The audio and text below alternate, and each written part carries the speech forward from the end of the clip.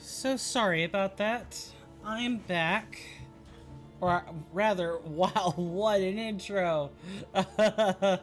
My name is Coin, or Swirling Vortex, or Steven. You can call me any of those three things, and welcome back to another episode of Blasphemous. Last time, we took on the convent of Our Lady of the Charred Visage. We took out Tenpai Dad, or actually, rather, Tenpai Dad was like in... No, Tenpai Dad was in the first episode. I have to remember, we got a lot done between now and then. We also went ahead and went and talked to Perpetua so that we have access to... Sorry, oh, wow, this icon's still a little bit off. Hopefully people can hear me all right.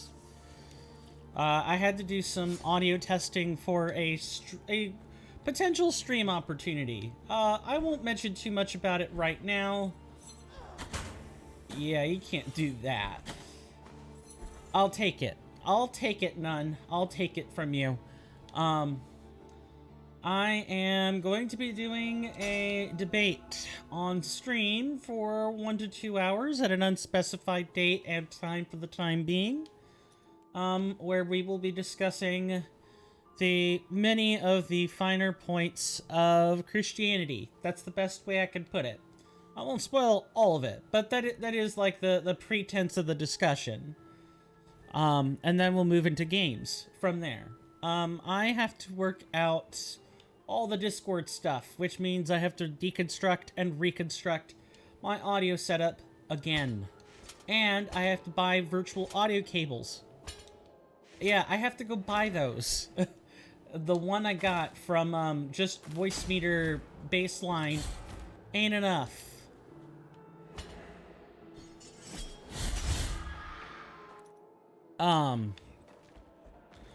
So yeah, that is one project I'll be working on. Trying to think other than that. Also, I'm sort of forgetting my manners. How are you guys doing today? Today, what I hope to accomplish, more or less, is to... I'm just going to go reset those. What we hope to accomplish today is going to be pretty much be the rest of or the first portion of the game. Then afterwards, we'll proceed toward the second half of the game. And make sure we do all those quests, all those things that we've been trying to do for ending C. Ending C. We're gonna capstone this journey of ours with a beautiful, beautiful, beautiful ending C. It was a lot of fun the first time. It'll be just as much fun the second time. But boy, will it be a mile-long trek. And I forgot to equip the golden thread, didn't I? Means we're back up at the convent again.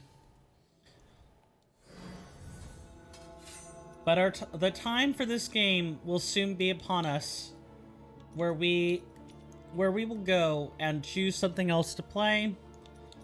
My apologies if I had like a Twitter incentive or something for this, or like a Twitter poll, something along those lines.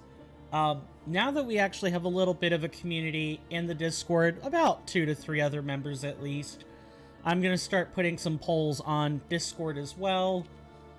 I am wanting those relics. We want to replace the silvered lung with that. Alright, listen here, you lady. I can do this the easy way, or inevitably, the hard way.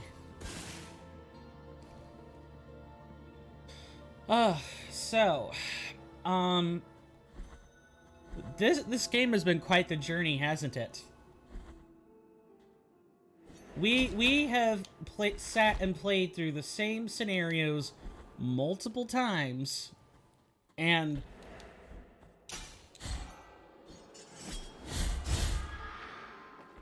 Not only have we sat through the same scenarios multiple times, but we've managed to explore all the forks in the road as well. Other than whatever, other than whatever Redento has to say after he sees Cleophas falling from the rafters after he defenestrates himself. Right, this will unlock a nice shortcut.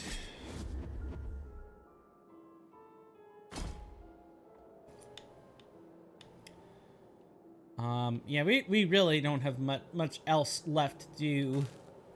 Well, I should say that. In terms of the game, yeah. Wow, nice. Extra nice. Oh, get him.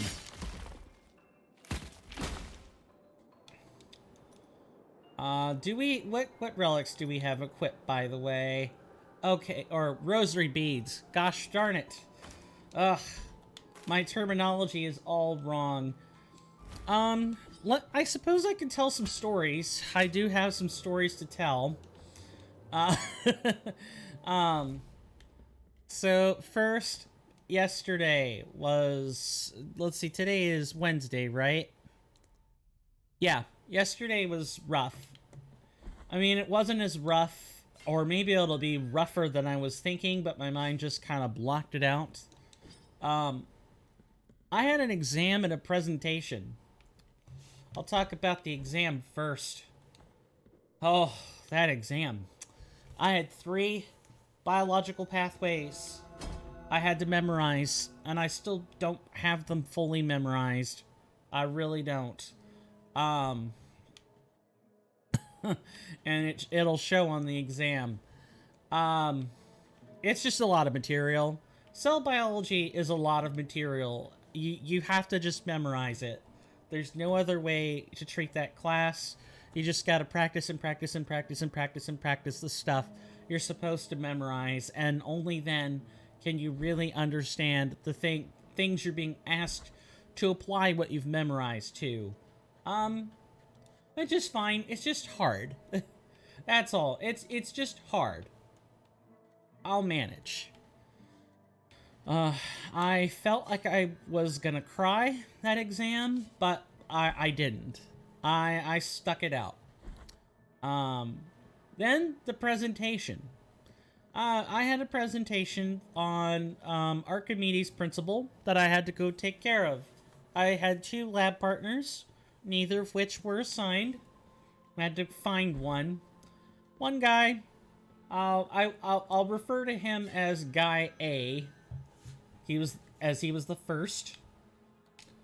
Guy A seemed like a nice enough chap. Was willing to do pretty much whatever I asked of him to do. Granted, that makes me sound like a complete and utter, like, ass. Because it's like, well, we should be collaborating, and you're right. But that's not the way those scenarios work. Sometimes you just gotta take charge. And the thing is, for me, is I always find myself in scenarios where I have to say something. I have to dictate to people what they should or shouldn't be doing. I don't know why. It's just how it always pans out. It's just how it always pans out. Let me move my mic a little bit up. That way I'm you know, I'm paying attention to the distance here. I might actually be a little bit too close.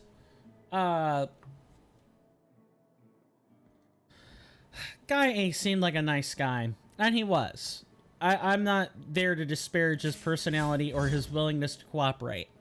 Guy B, I didn't get until, you know, the week we were collecting data. This was a 2-week project.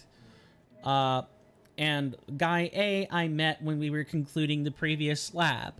So the chronicle events so far is get asked to do project, find partner, get partner at end of that lab. That guy becomes Guy A. Week of data collection, we get another guy who I guess apparently knew Guy A for whatever reason. I'll now refer to him as Guy B. And Guy B proceeded to help Guy A and myself do the lab, which our lab more or less takes metal weights and suspends them from a load cell, and using the force applied by the cylinder, we figured out what we have to figure out what the buoyant force was, i.e., how does that force differ in a container of water or something like that, or some other simple fluid.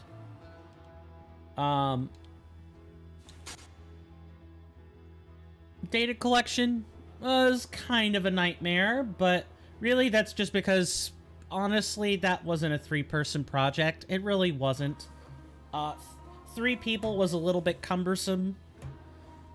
Although, like, all 3 of us barely knew how to tie a rope or a string, so make of that what you will.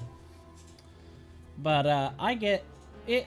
A few days pass by from that Tuesday, and I send off the skeleton that I've worked out.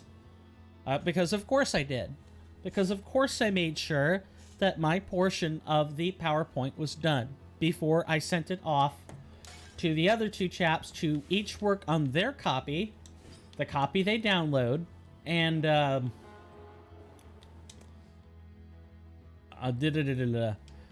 then, you know, spit that back out to me, or, you know, I would send a highly tinkered copy, like a Mark II of the PowerPoint, and go from there.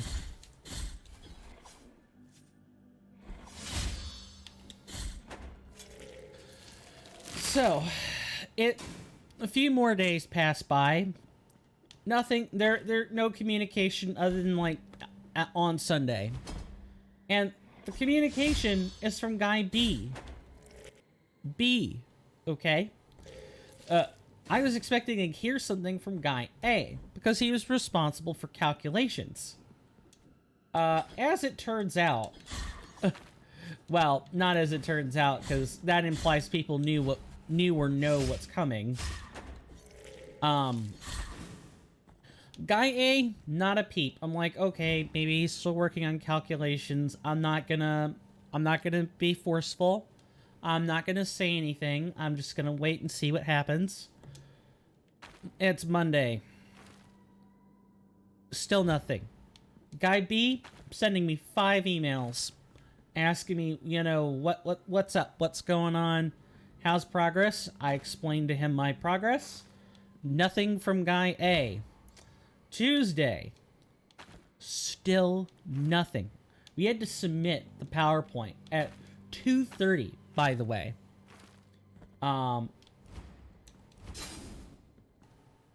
Just awful.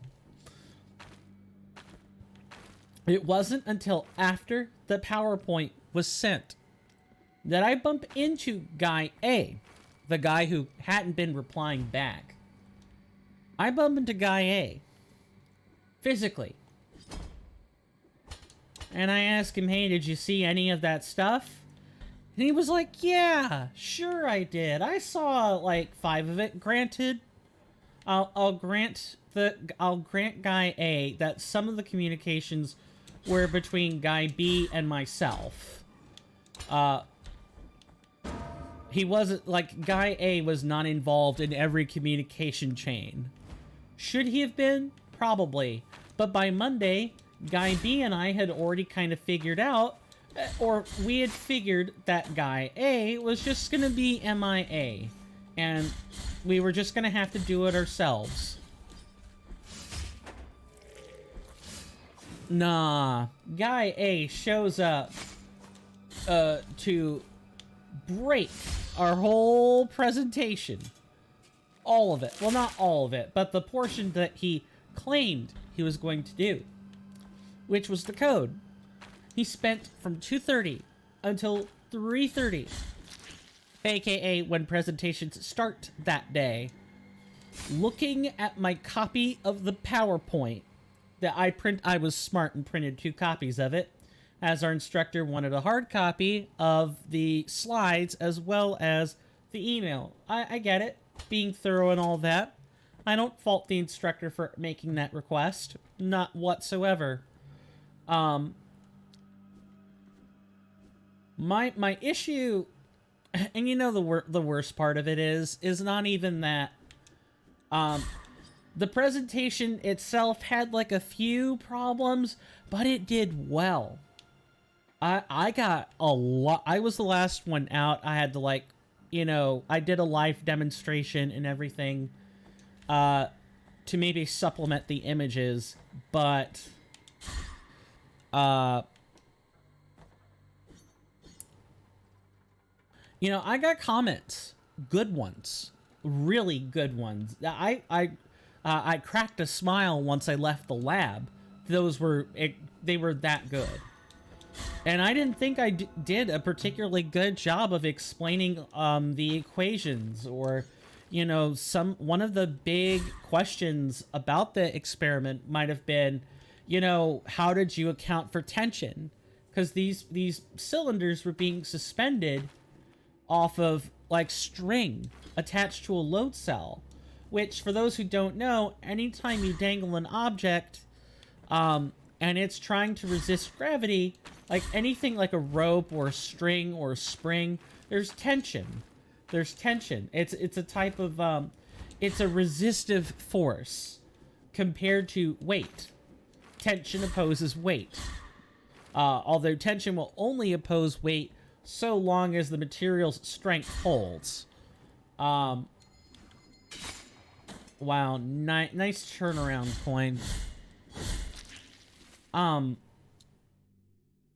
So there were more problems that I knew about than anyone else in that room, and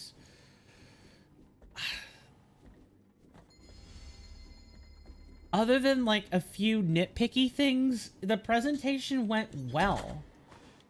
And I thought it was going to go well in the first place, before Guy A reappeared to make our presentation worse. It sucks. I was furious. I was absolutely furious, fuming that this person, if Guy A had said, nah, I didn't see any of them, I would have been like, okay, whatever. I get it. Life's complicated. But he didn't. He saw it and chose not to reply, which makes it worse. I didn't know. I kind of just went into business as usual mode. I didn't know how to take that, like, at all. I don't understand.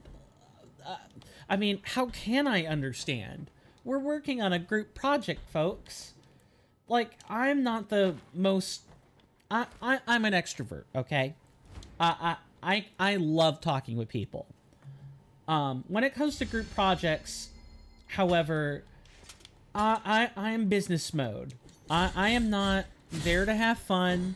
I might, comment about something if you're talking to me about it, but I'm not gonna... We're there to do something. We're there to get it done. Let's do that. I'm not always going to be the nicest guy, I guess is what I'm trying to say. And that can what was that noise, Coin?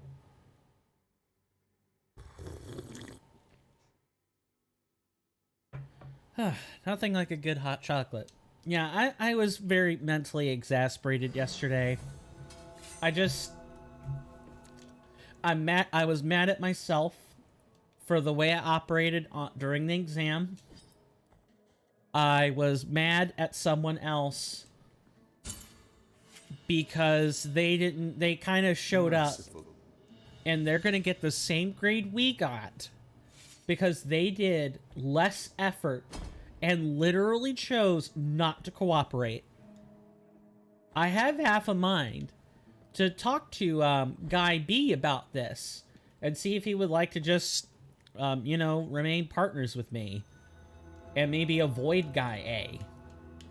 Like, I don't like to be rude to people or anything, but that excuse my French, that shit is unacceptable. Our grades rely on people. Our grade relied on open communication. It didn't have to be, you know, the same day. If you're like, hey, I need 24 hours to respond to an email. Okay, whatever, cool. Many instructors have that policy. That's fine. But, yeah, that stuff just makes me livid. Because people, granted, the guy was an introvert, and he really did not like talking to people. I get it. I really do. Me and my sibling is an introvert. They are drained from talking with people. I know what that's like. And even I have limits. I have times where I want to recharge and not deal with people. Especially during my, you know, like a month ago when I was still, when there was still sharp emotional pain from, my interaction with my friend that I'm still kind of up in the air about. Yeah, mainly what I'm combating now is guilt.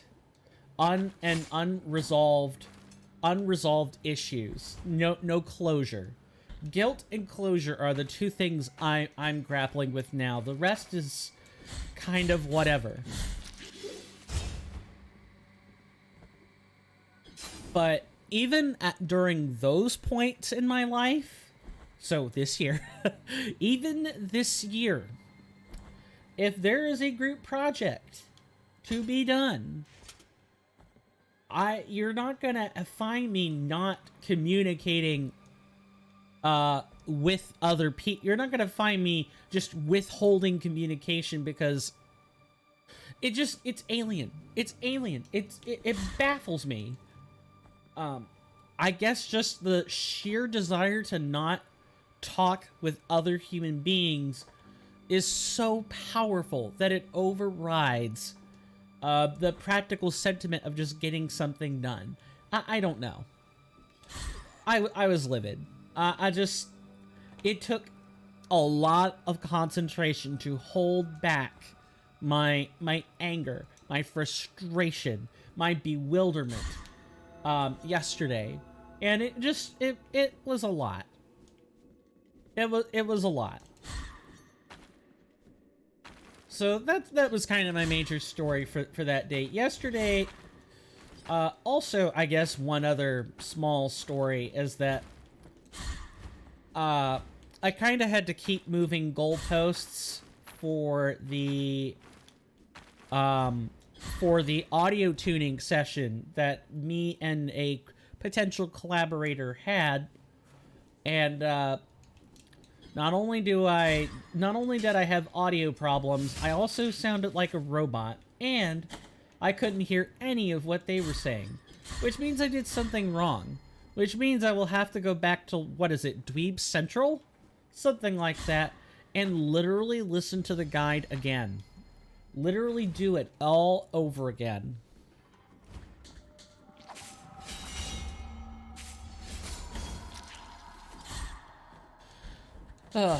But that is a whole separate list of problems that I don't think you guys should have to worry about. None of what I do, other than possibly the audio stuff, is gonna affect our relationship.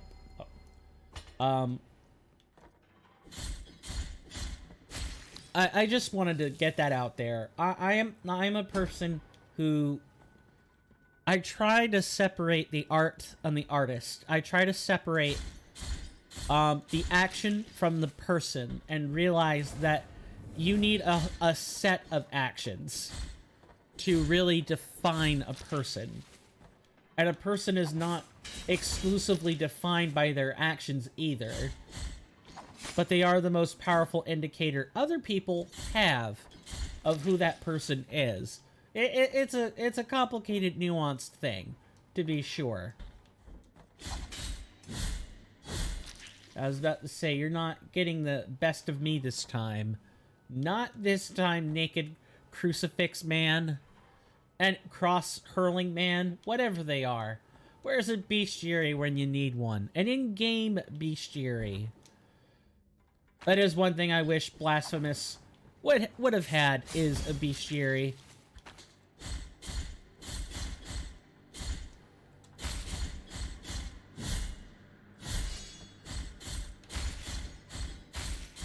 Oh, that they were at just the right height too. That was impressive. So I'm curious, and I like to throw out these engagement questions every so often. And I'm going to stop disclosing that these are optional, because I want to. I've been trying to learn to trust in people a lot more. I'm trying to learn that I don't have to cover my own ass so much. That's honestly half the reason I say what I say, is I'm like, okay, what can I do to make it abundantly clear that the way I'm wanting to talk about something isn't meant to be provocative or disrespectful or blah, blah, blah.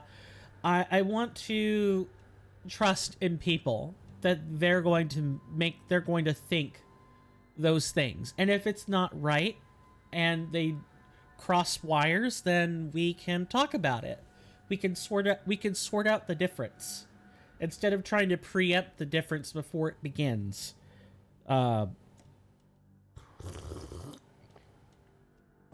really about it. So with that whole spiel out of the way, what do people think about group projects?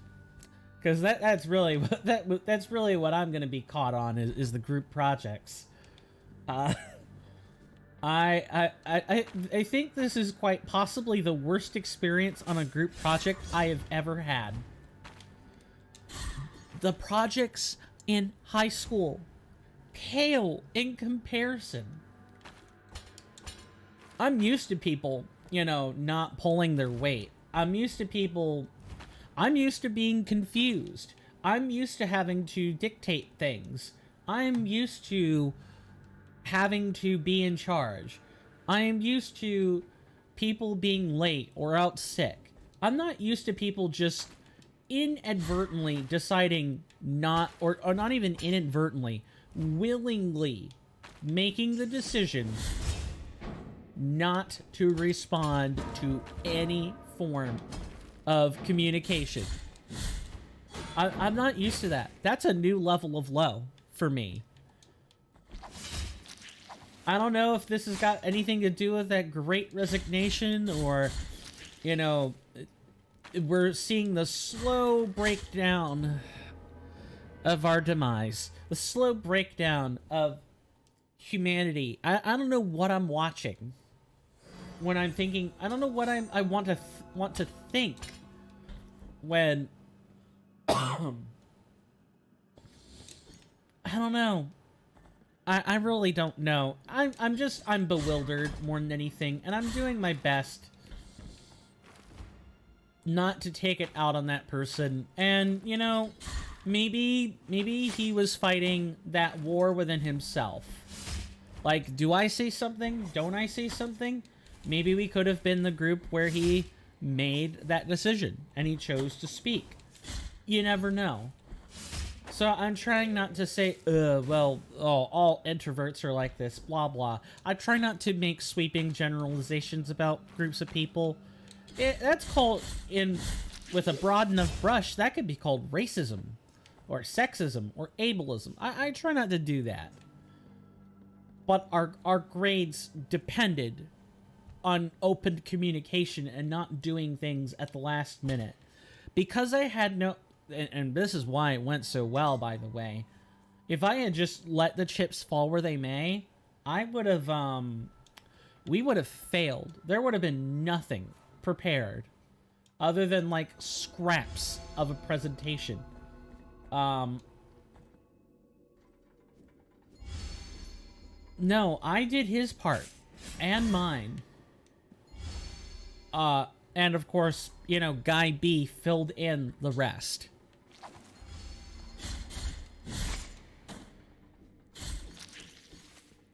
Just, I don't know what, I don't know, man. It's like I'm watching society break down in real time, or maybe it's, things have always been this way. And because they've always been that way... Alright.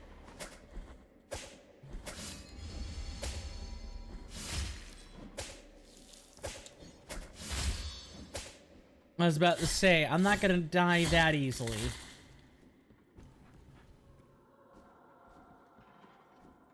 Just... if you're gonna work on a group project, folks, and you know you're an introvert, you know it. You know it. I know it. Everyone knows it. You know, hey, it's okay. If you're permitted to work by yourself, well, I don't know. That's like saying, oh, well, don't associate with people, which only further reinforces it. I don't know. I guess you need to be upfront with the people you're talking to, which is hard, because you don't like to talk to people. I don't know, but it's group projects are group effort. We're in this together. Your pain is our pain while we're working together with you. Now, after that, your difficulty in talking with people is your demon that you have to overcome. You have to do that. Because we're all in college. Like, I'm speaking to the college crowd. We're all working and slavering toward grades so that we could get our dream job, wherever that might be, and then we can talk to people that we actually care to talk to.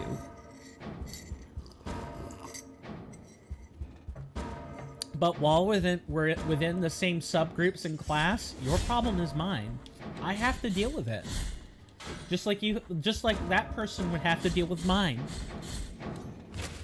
I could sometimes struggle with motivation. Sometimes I struggled, like with just these past 2 months.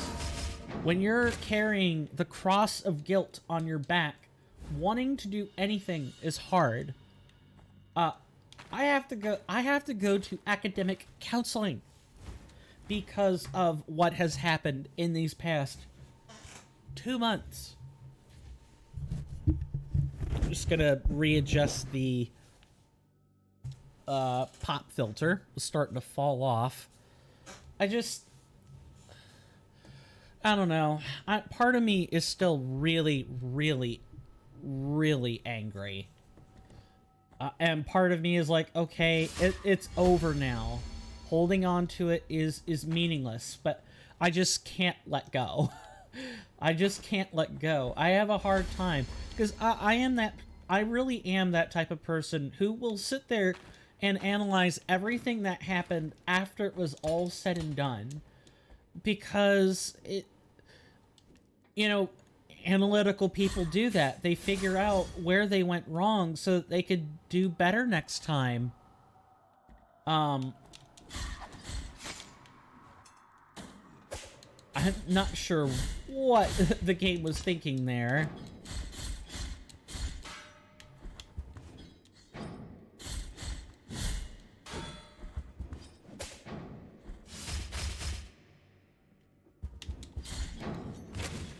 So the thing about Blasphemous is that once you get the combat rhythm down, the rest really just kind of falls into place. Once you know where you're going and you've identified the puzzles you need to solve, you know where all your upgrades are, yada yada, blah blah blah. It really is just a matter of we are gonna put that phone on vibrate. It really is just a matter of knowing where your strengths and weaknesses lie and playing the game like you mean it. Don't play Blasphemous half-heartedly. You'll only hurt yourself. You'll only hurt yourself doing that. And that could be hard. I would definitely not call Blasphemous the average veggies game. I really wouldn't. That doesn't mean you can't vegetate to it. Some people play action platformers and they're like so good at the action platformer that they don't need anything else. That's fine. If you're one of those people, then Blasphemous is totally a veggie game. Go for it.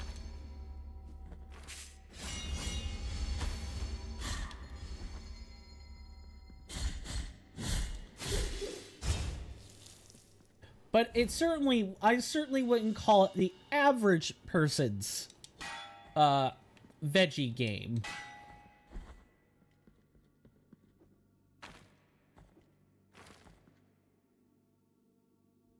And that's really weird. That's extra weird.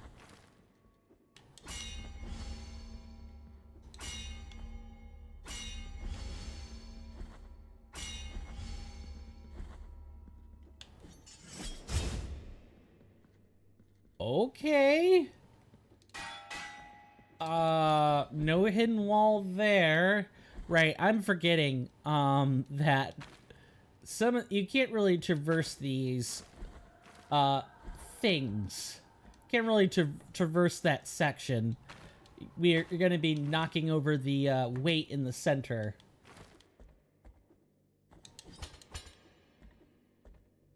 Hondo is always kind of that surreal location to sort of climb through.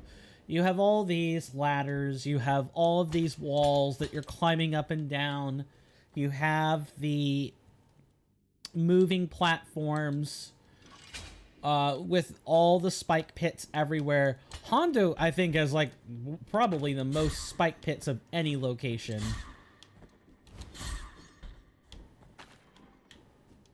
Oh, right. Yep, I messed that up. Could be worse.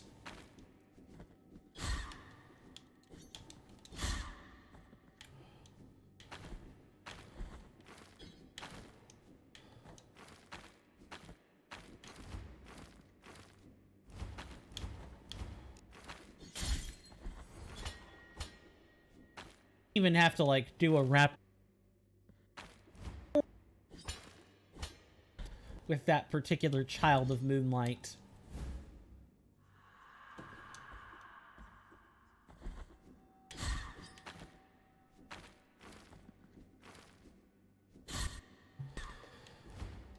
What was I gonna say? I suppose my other story is that I went to my siblings' birthday dinner. They're 28. I'm 30, and I will be 31 next month during the end of spring break. You know, when Masters traffic starts to go back to wherever they originally filed home from. Also, I went out of my way to unlock this area, or not unlock, but like open up this pathway now, so I wouldn't have to open it later. Just in case. You don't know if you're gonna need a pathway until you do.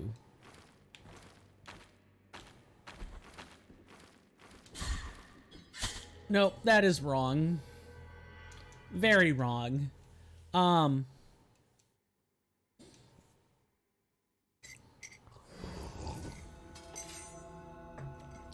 and Red Lobster was good, but it was expensive. $207 worth of expensive. My God.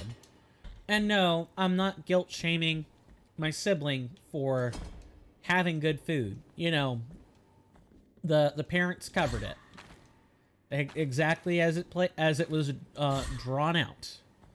But $207 is a lot of money. Most dinners are getting to be like anywhere between $60 to $120 just to eat out.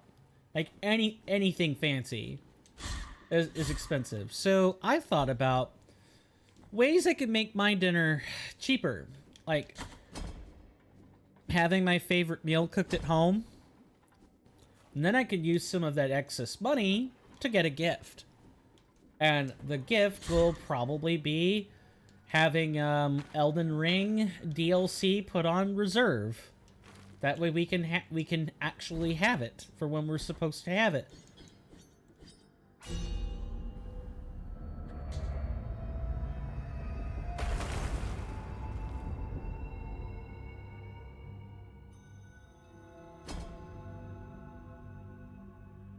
Alright, let's go unlock these other two pathways that are up here.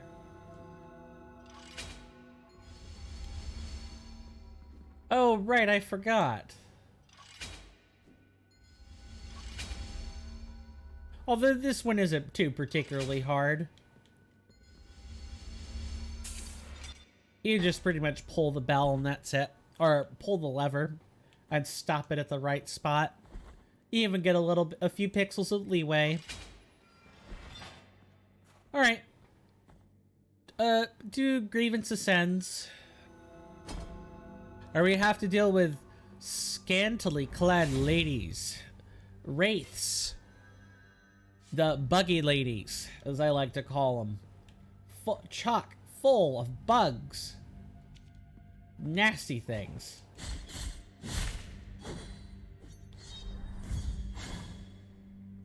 If I could just get close enough. Yeah, that's perfect. Same thing with you two stony statue.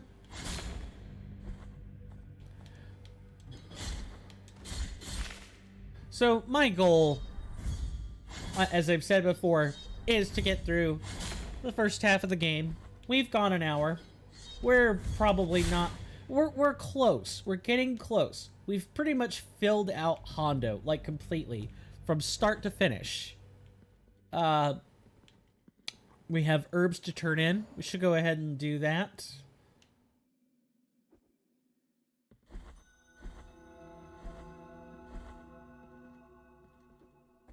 It just gets us that much closer to that rosary knot, really.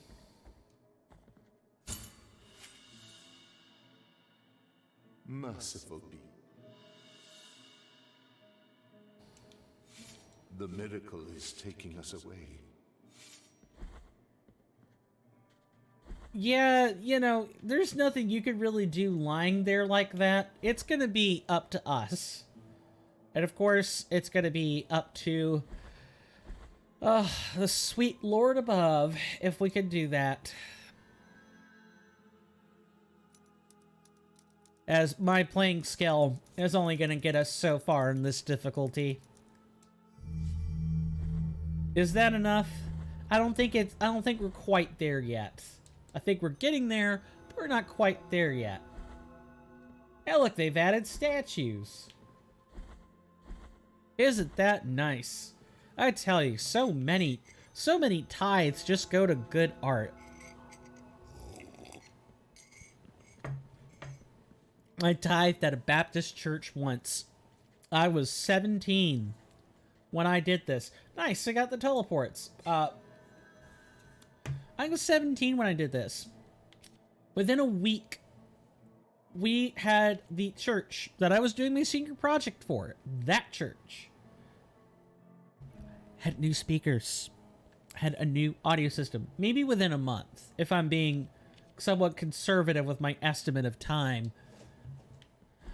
Yeah, I tell you, 70% of what you're going to see on tithes go right toward art and entertainment.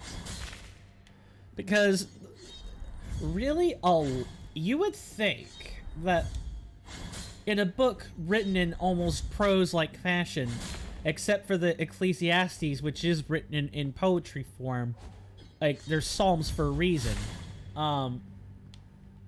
No, yeah, no, it is Psalms I'm thinking of. I don't know about Ecclesiastes. Um,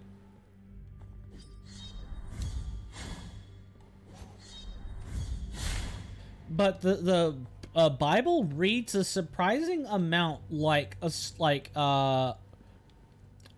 storybook.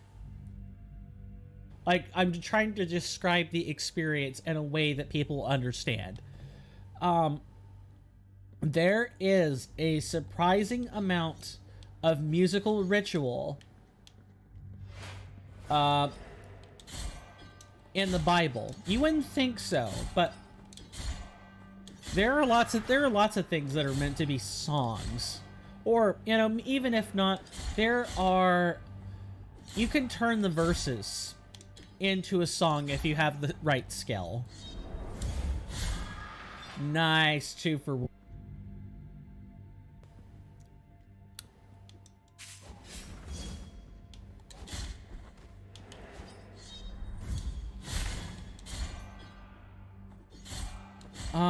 I know of a band. Their name is Thrice. I don't know if they're still around. That kind of depends on Mr. Kensrue, but Dustin Kensrue. I think that was the name of the artist. A lot of their songs were biblically inspired, and a lot of Dustin's like individual works, when as a solo artist, were also inspired, like divinely inspired, which is great. I don't have a problem with that. I love Christian rock. I love Christian rock. I do like some good old gospel from time to time. I also like synthwave. Like I like all the other stuff that maybe people in the in crowds wouldn't exactly agree with, but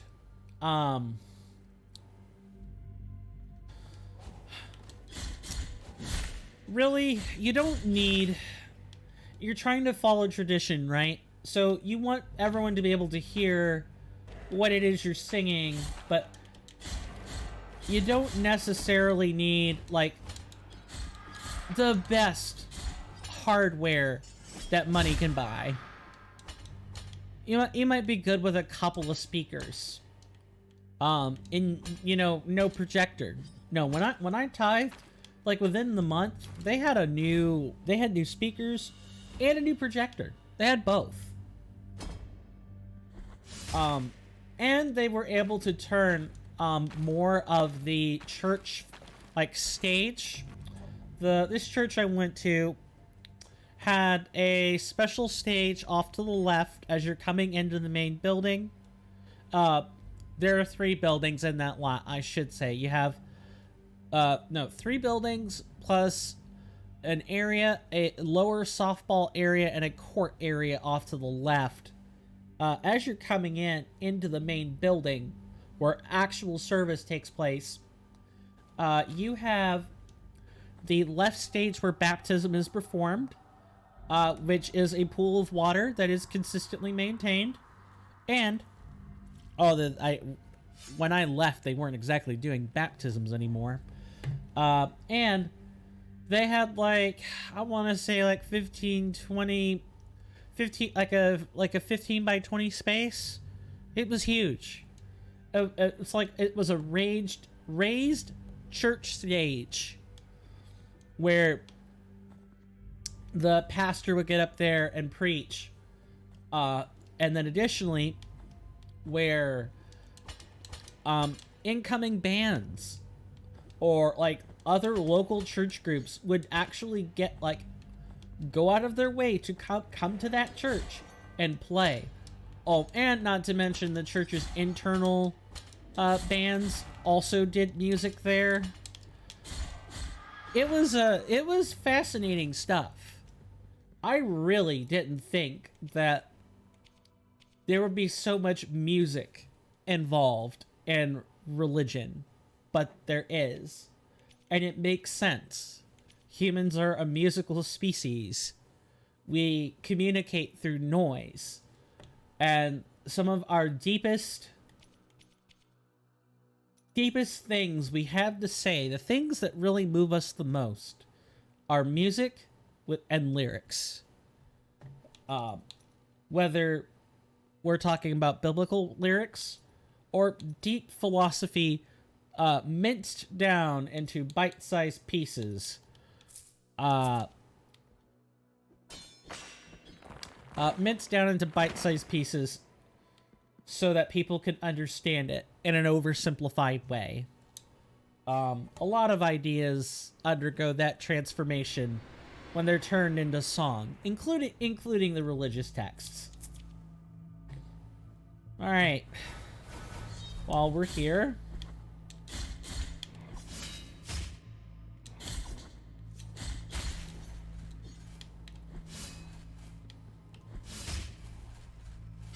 No! Sorry, that was a really loud no on camera. I'm normally kind of a loud person. Even if I'm doing the proper spacing technique, I still end up being a tad bit loud. I'm just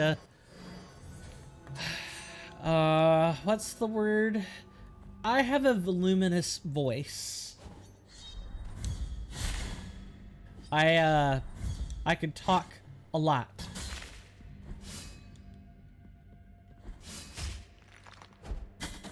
Yeah, it's still not exactly safe to do the thrusting maneuver. At least not with those guys. Not with the statues. And you can't even with this one. I really didn't think I would find such a prolific use for these charging techniques. What was that they were just doing? I really didn't think I would find such a prolific use for charge techniques. But I did, and it's in here, of all places.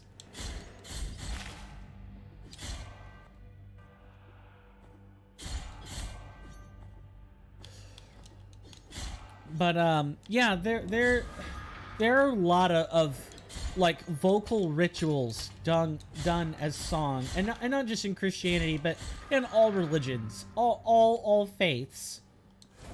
If you dissect every group of spiritual practices throughout the entire world, I guarantee you will find one song, at least one song, in every single one of them. And if you don't, that means they were too minor, they were too small, or they were a silent congregation, a silent group of people that never ever spoke. They communicated through gesture, writing, and action.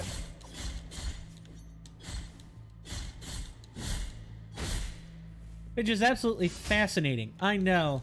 Here I am, a biologist, and I find the interactions with people the most fascinating.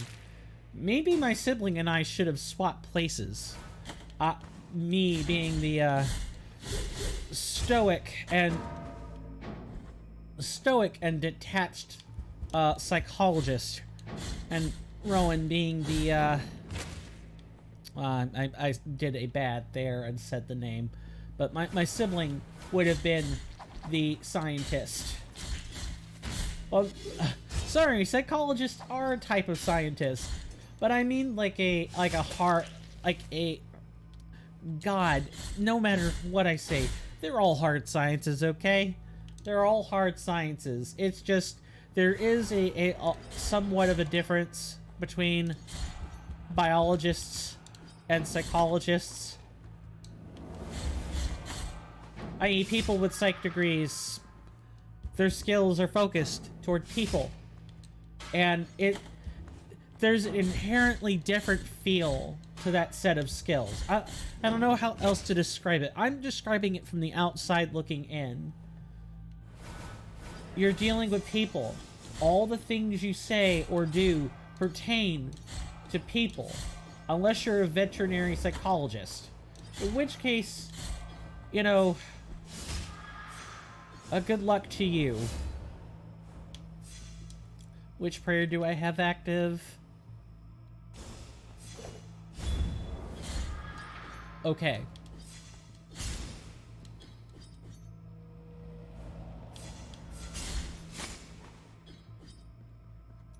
Okay, this is really beginning to hurt.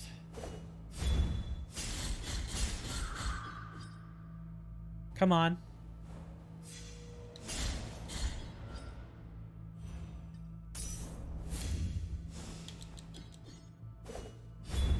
I'm having to be very careful right now. If they give me another group, I might be able to... Nope, they do not. That's fine. Look, you might as well do these as you go. There's no reason for us to hold back.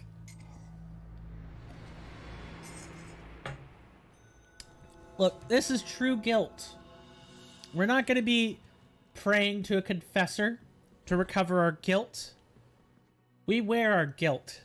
Loud and proud. Proud. My guilt. I believe we even wield a sword whose literal name translates to my guilt. So we wear our guilt loud and proud. Because without our guilt, we have no purpose. Yeah, without our guilt, we don't have a purpose. Like the penitent one lacks a purpose. Now, before I continue, unfortunately, it is break time. For those of you on Twitch Prime or Tier 1 sub, congratulations to you. You have no ads. Or, you know, anyone at a higher subscription tier, of which I am also appreciative and thankful, you don't have to put up with the ad that I'm going to have to display in just a moment. But for those who don't have one, this would be a good time to... Don't have a Twitch Prime or a tiered sub. This would be a good time to take a break. Get a snack, get a drink, something along those lines. And when we come back, and this will be like a 5-minute break, and my intention at that time, my intention when we come back is to pick up where we've left off, and maybe discuss some other stuff. With that being said, I will see you guys at the end of these 5 minutes. I'll be playing a 90-second ad, so feel free to take a break for at least that long, and I will see you after this commercial break.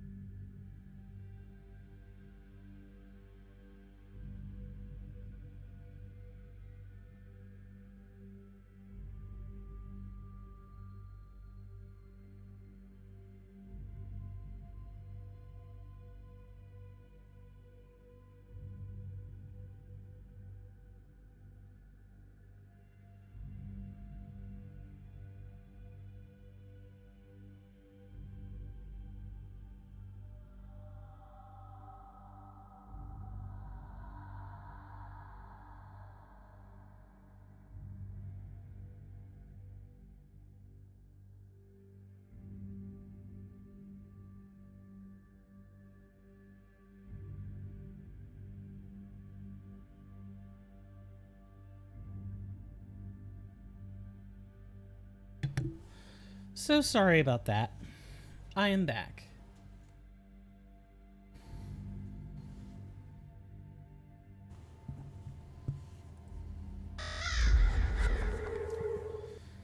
Everyone enjoy their break. I sure hope you did. I did. I paid the dog some necessary attention. And now we're ready to get back to the thick of it. I was going to chime in and continue along with the other portion of that song, but I'm not going to. I am not going to. We're going for the Seda Dolorosa. Do we have the Silvered Lung equipped? We do.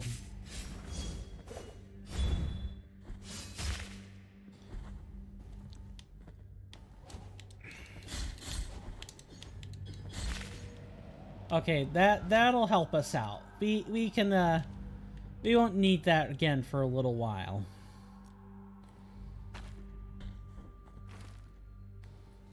This room sucks. Time for not letting you ladies just have your way with me anymore.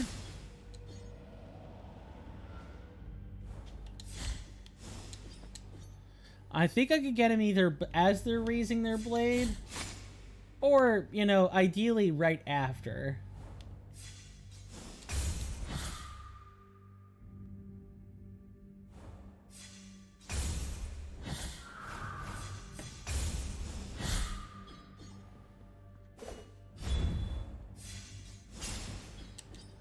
Ah. Oh no, one's gonna bug out.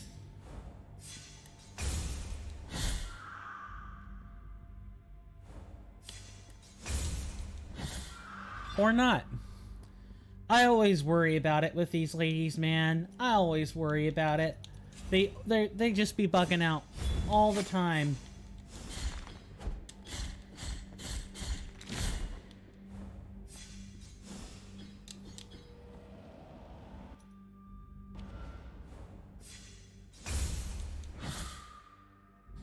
That's right, lady. I don't fear you. I fear your bugs, but I don't fear you. Thank you. Let's head up. We'll have to go this way anyway. So that we can get the reward. Alright, beforehand...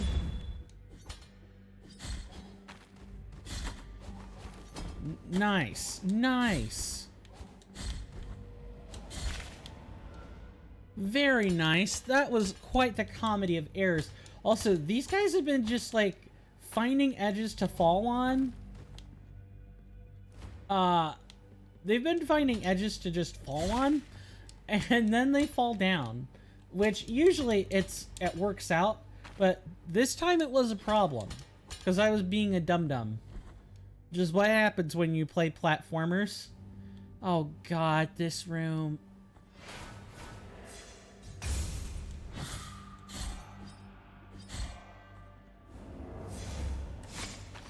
This room, man.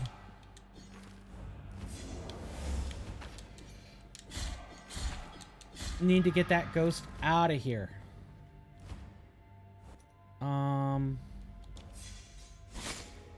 No, I just panicked. I panicked.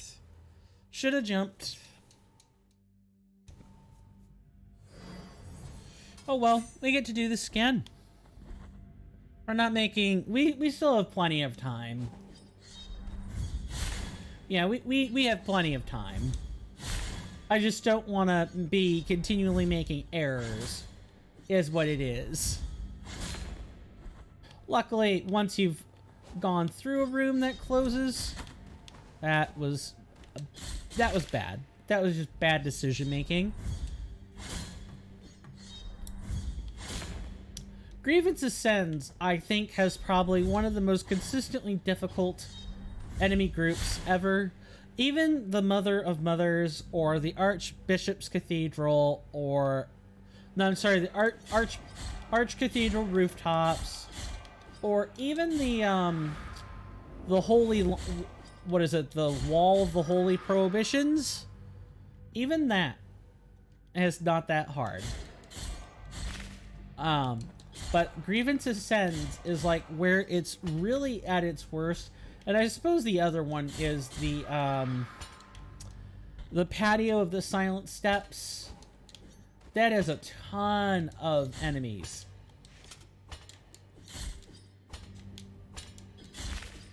Yeah, that's got a ton of enemies that, okay, through here. That are difficult. The Gardener, not so much. But the jumping men make their return. Man, do you guys hurt.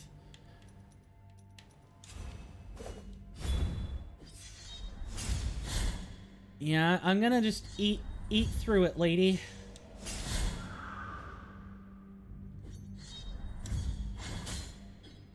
Which I have no problem doing. There, another one? Good. Oh, it's beginning to look a lot like trouble. I definitely wouldn't say I'm the most entertaining person. Wow, awful.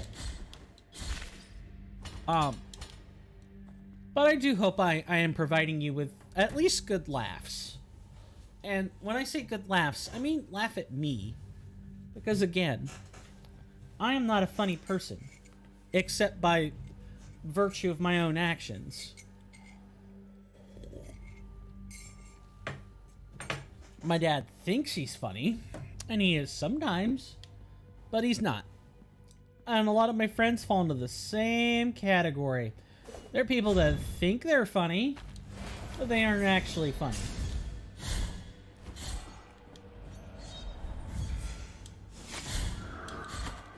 Oh, you can face tank that. Oh, well, this is proving to be a real logistical nightmare.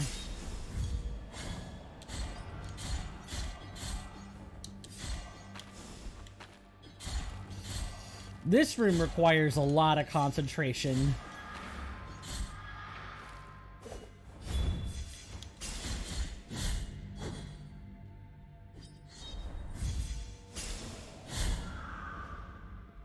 And I should be able to parry the last one.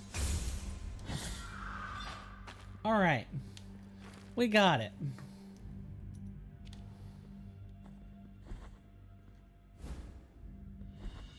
Yeah, we need to collect bones. We gotta do that this time. Because we're going for Ending C. Ending C. I'm trying to think of a C bone, but I can't. Oh, a clavicle. Ending clavicle. Nah, there are probably other C bones we could find. And not kneecap either, that's K.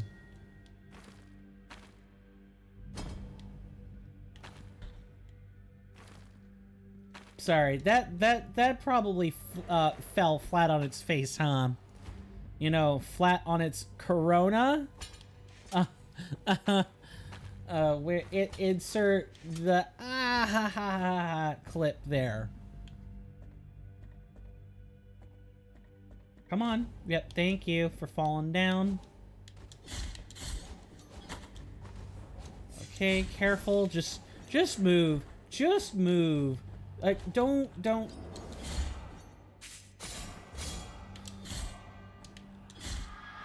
Okay.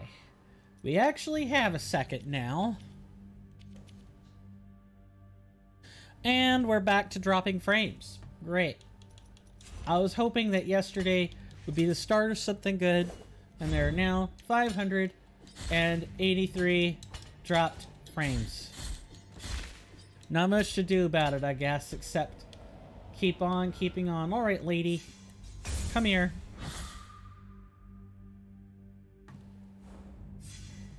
really do just have to be patient with these ladies. They're like, yeah, you can just,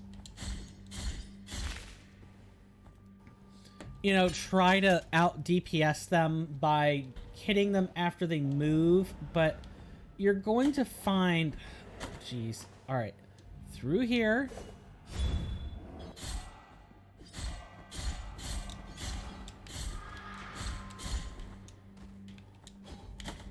Nice. I thought there was a second one lumped in with that. I guess not. Right, this one first. Here we are at a biliary or at a sanguine font. Good, we needed that. Secret wall. Nope, no secret walls. Good. I was a little worried about that.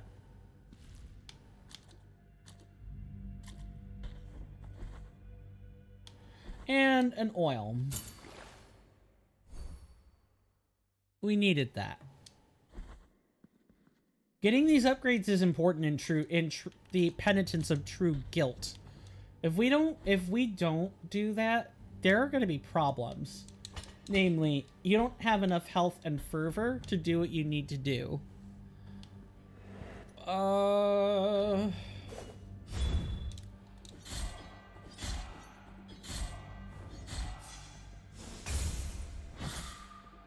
I hope I didn't parry them on a transition frame. Come on, lady. You have to catch them really early. Or really late.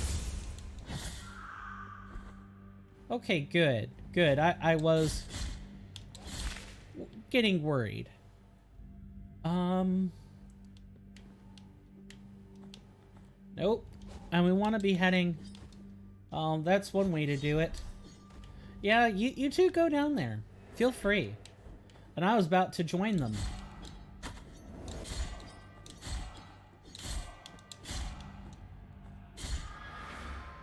Okay, knock this one out. Blasphemous as a platform, like all Metroidvanias are kind of like, they kind of have a process to them, where it's like you figure out the parts of the combat that are procedural or routine, and you just kind of keep doing them over and over and over again.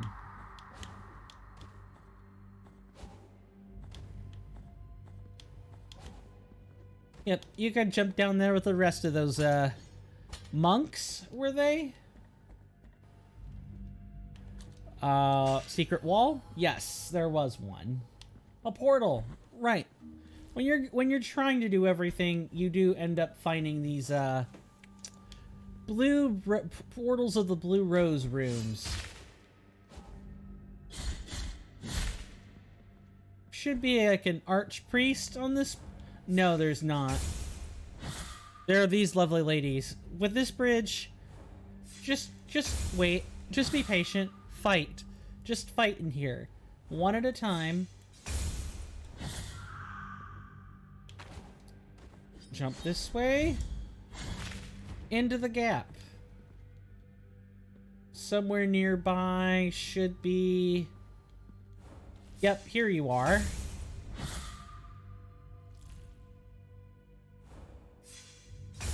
Anyone else ever feel, like when they're playing a Metroidvania of this caliber, that, if you play it enough times, I suppose it's true with any title, but specifically Metroidvanias, that you really can, have a sort of routine down pat with these kinds of games.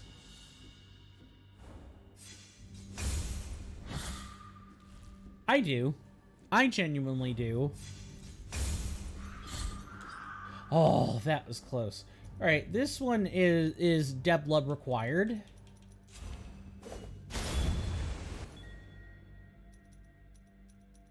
Then back to the Seda. Seda Dolorosa. And I guarantee you, even though I have played this 4 times and have watched anywhere between 1 and 3 LPs of this, working on my 3rd, I do not know how to say those. Still don't. My mouth struggles to like, wrap my mouth around the, like, begin to lingually assess those words. Oh, you made the jump. Good job.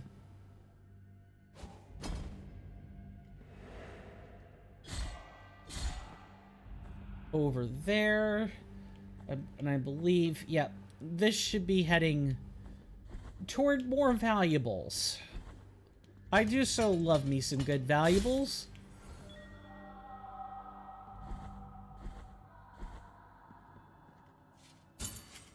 Sure, melted gold coins. I think we even have the other two. This gold that melts between my fingers. Mm-hmm.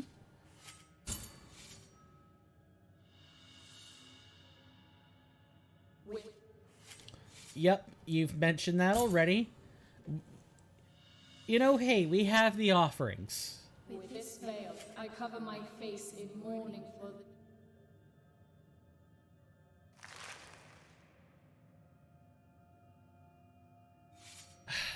If you want it, lady, Penitent one and here it is. Who summons my three voices? Three sisters became as one, thus birthing a grievous miracle called Altus Gracias.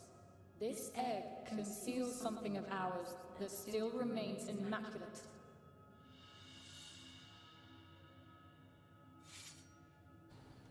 Take it with you, and thus take its purity away from us, for it is already too late for these deformed bodies. Take it. Yeah, thanks. You know, I forgot. I should have just turned right around. But, oh well. Map completion. Right? Look, you gotta justify just seeing random naked breast somehow. You gotta justify it somehow. And what better way than to, you know, take the Tears of Atonement or the egg and run. You will give me an egg. Oh, Proton John, you are a gift that keeps on giving. Do we have... We have everything we need. Let's just go. Switch to the Tiento, of course, for extra DPS time. Ladies, milady, or miladies, should I say? Alright.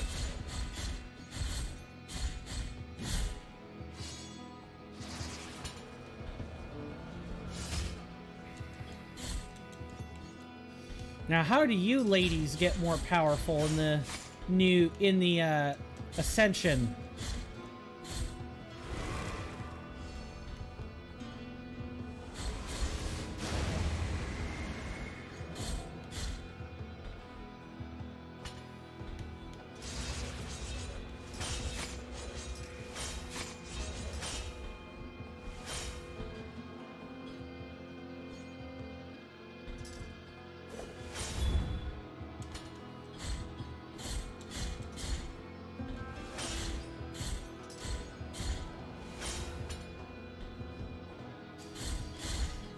Oh, and you already know my deal about bosses, right?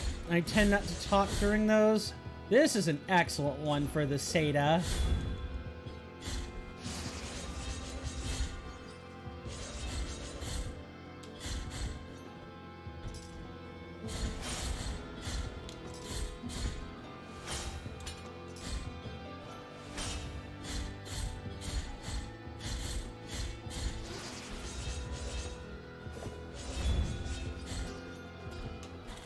And I died. Great. My hope was never to have to use Seda de la Rosa in the first place for that fight, but...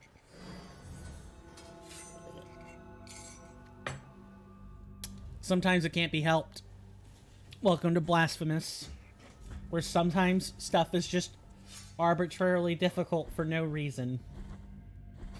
Yes, Viridiana, I will let you keep your luscious brown locks for as long as I possibly can. Switch the prayer. And actually, our dodging distance is and is really not helpful. So we can actually put on... where did I see it? The knot of hair. This will actually help us get through their health faster. 5% faster, but faster nonetheless. Sorry, just trying to get off of the, like, display boxes in OBS.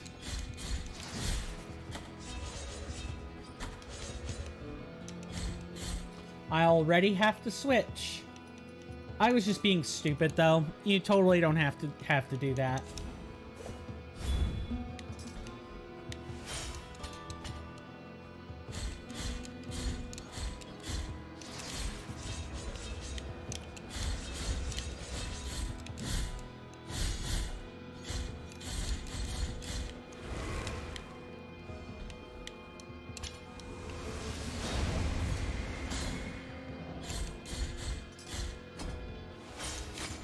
Oh. Oh, ladies, please don't do this.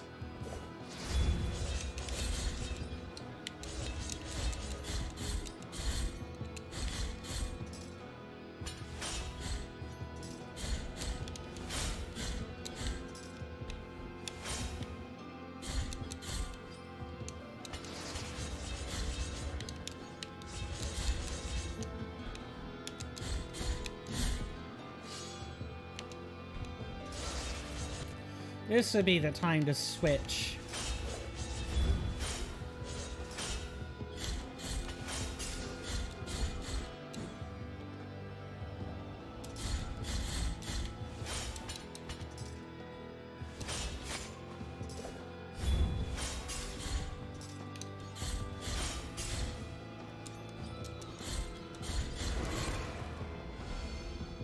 Alright, now it's gonna be Big Lady permanently.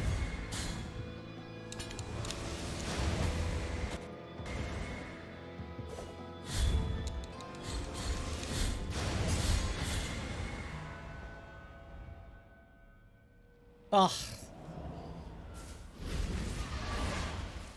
Your grievance has been addressed, ladies. You may now rest in peace.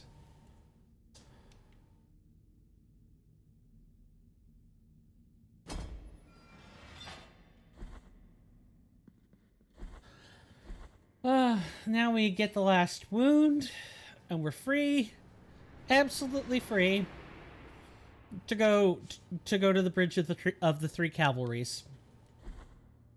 And we can now also get rid of this knot of hair, at least for the time being, because I want my dodge distance back.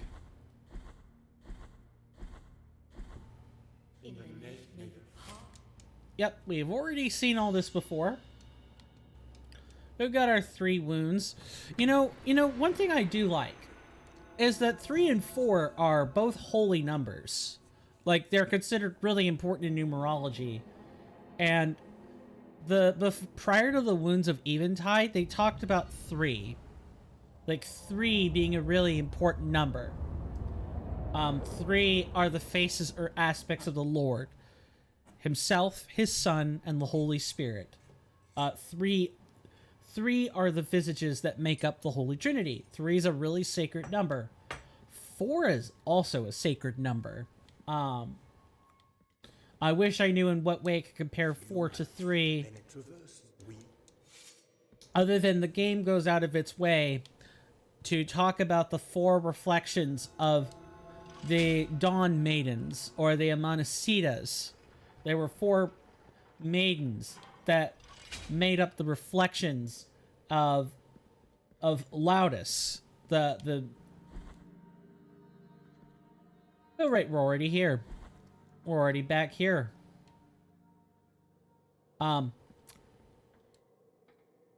to think where in the faith, where in my faith can I allude to 4?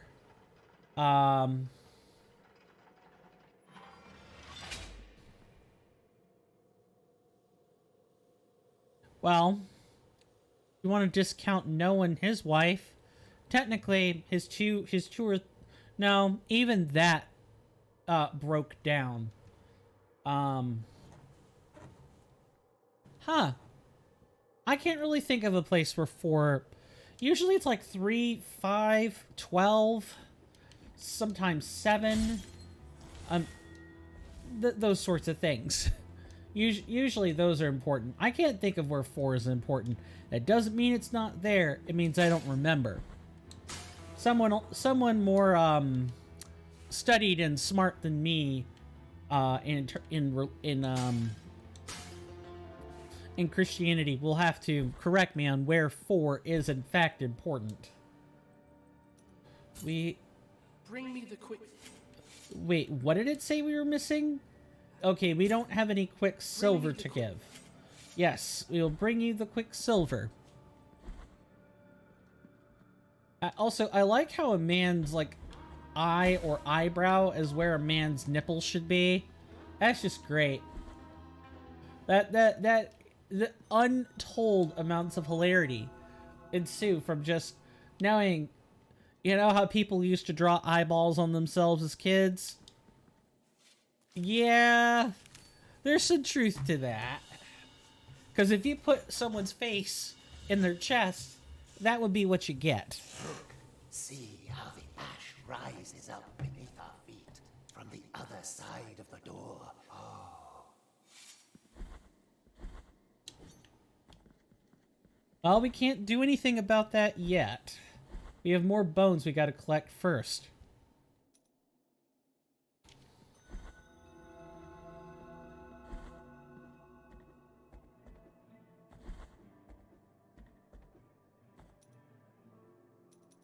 Oh, we actually have a severed hand. We can bless that and get more tears. At this point, now that we have the teleport, we can keep the tears for ourselves to be used for upgrades and stuff. Yes, please bless this dead man's hand. At the time of its death, before the journey, the miracle kissed the hand of the Master, stopping the corruption of the flesh and granting him a new grace. In the name of the High Wills, I bless this relic. I bless this hand, and I return to you. Where is it? The incorrupt hand of the Fraternal Master. A dead hand, clean and polished. Fingernails, taxidermied to perfection. Skin, manufactured and made like it was brand new to fit that freaking hand. Ugh. Sorry. I'm getting entirely too carried away with that segment. Really, I am.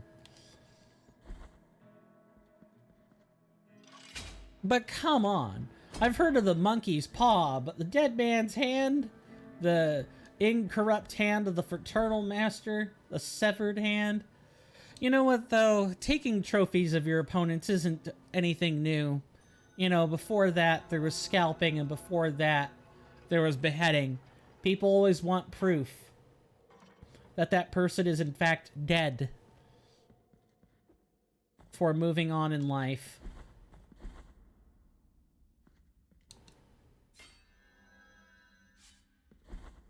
All I'm trying to do is like polish off these last 2 map tiles that were already here.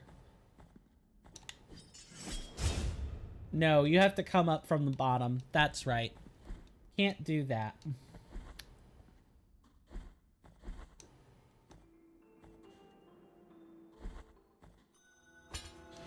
So, how's everyone doing? I want to take this opportunity to, 1, check in with you guys, and 2, you know, if you like this content, I can't imagine anyone would, because I lack the entertainment value of other more popular streamers or / YouTube entertainers, but if you do like it, please leave me a follow. Lets me know that you like it. Heck, sharing it would do more than that. Just like getting the word out there. And of course, financial support is never required, but it is always appreciated. Every sub, every donation, all goes towards useful equipment for the stream. Granted, I'm not in a particularly good position in my life to be purchasing equipment at the moment, but your funds are in a place where they can't be touched. In effect, really, Twitch hasn't given me a payout in quite a while, and all the other sources have not really seen any foot traffic, and that's fine. Like I said, I will make this content whether or not people donate, sub, whatever. But I do have perks that come along with that. There's sweet emotes. I mentioned before that just following gets you 2 emotes, but even outside of that, outside of just like following, like having an Amazon account will get you access to your Twitch Prime sub, and if you use that here, you'll get access to the Discord, you'll get access to several emotes, and well, that's really about it at this time. Other than like double channel points, but honestly, that's not something that's talked about here a whole bunch, and that's mostly just because outside of like a few people that know they're there, people don't really know they're there. It's weird.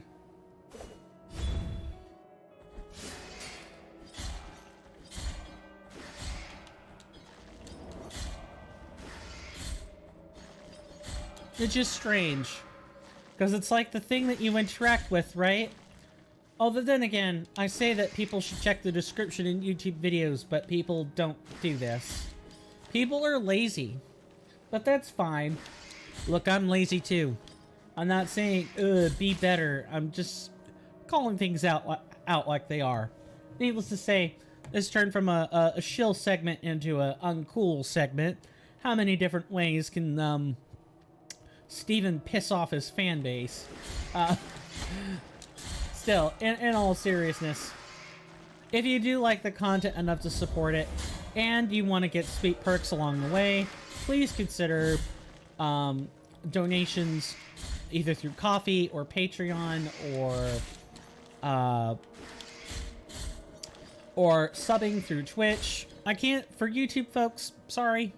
I don't have the metrics to be a YouTube partner yet. And I'm kind of more of a Twitch person in the first place. But, hey. If you don't mind coming over to Twitch, that would be great. Also, Twitch folks, feel free to come on YouTube. We have fun over there. We play Grim Dawn, which is a fun little ARPG. You level up, you boost your stats, you boost your skills, and the story's great. Yeah, the story is just fantastic. I don't have any complaints. I like the post-apocalyptic setting that it's in. Granted, a lot of my titles that I end up playing tend to have an apocalyptic setting in it. Breath of the Wild has a post-apocalyptic setting in it. And Tears of the Kingdom is said to even be before that. Yes, I've been keeping an eye on like new games. I'm gonna be unable to purchase any of them, but I have been keeping my eye on them. Because here's the thing, streaming is a hobby. I can't write things off as a business expense. Can't do that.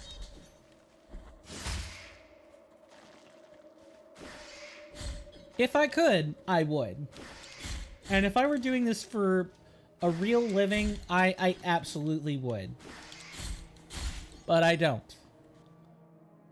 And if I'm being quite honest with myself, if I'm doing this for a living, then something is wrong. It means I have failed in so many other aspects of my life that there won't be any coming back. If I'm doing this, I'm desperate. So I want to try to keep it as a lucrative hobby that you guys get to enjoy. that I don't have to take super seriously. Because if I do, then my attitude's gonna shift. It's not gonna... I'm definitely still going to be the same person, but I'll have to push a lot harder than I'm currently doing.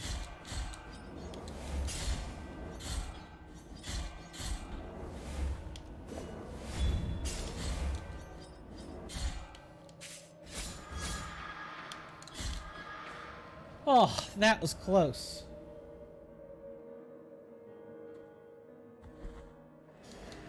Alright, remind me what's here? Tears. That's right, tears. And not for my kingdom either.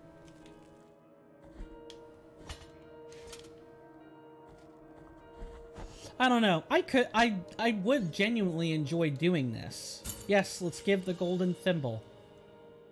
I feel the boiling oil entering my veins as it mixes with the frozen sap. I can no longer hear the others. And he's dead. He died. Ugh. Well, sweet mercy to you, man. Sweet mercy. You didn't deserve to be there, but you at least got to die with some dignity.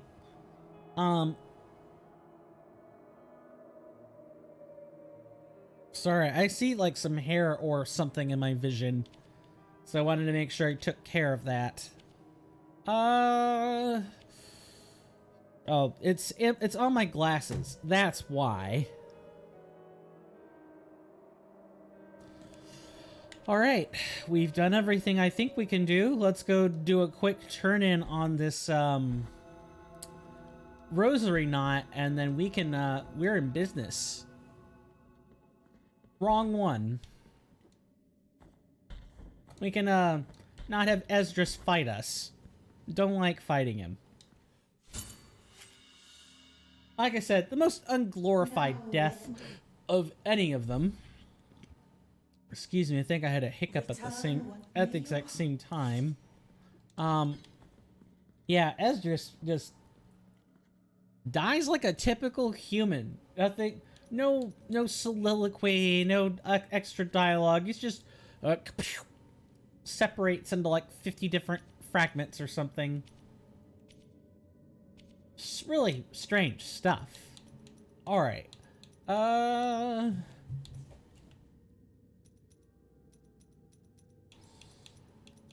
We're now ready for some extra fervor. That's always useful. Having an extra go at Tiento to your thorned hairs is just too good to pass up. So our plan is to probably get past the patio of the Silent Steps and then proceed to take that break. Also, we haven't killed that confessor yet. Or, excuse me, we haven't broken the confessor statue yet. Let's fix that before we move on. Alright, Bead, we are going to replace you with you. Sure enough, I totally forgot. I don't think I had the bead yet when we were doing that.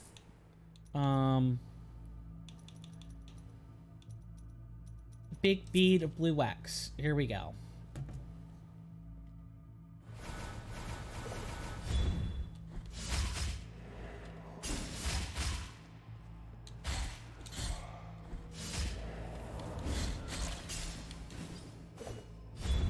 I could keep this all day, boys. I could keep doing this all day. Excuse me.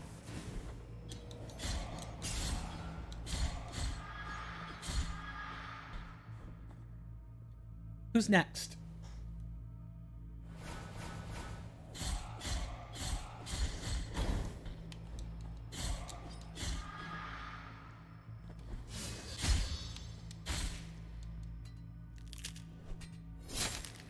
I definitely should have gone back to this much earlier.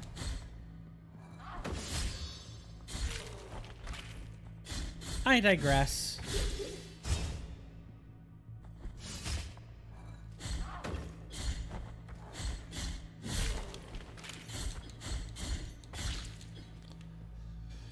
I love this game.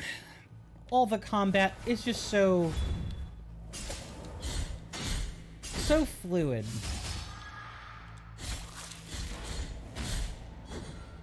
And really, once you know how to take advantage of the prayers in your arsenal, all that's left to do is to just play the game. You should win on your own.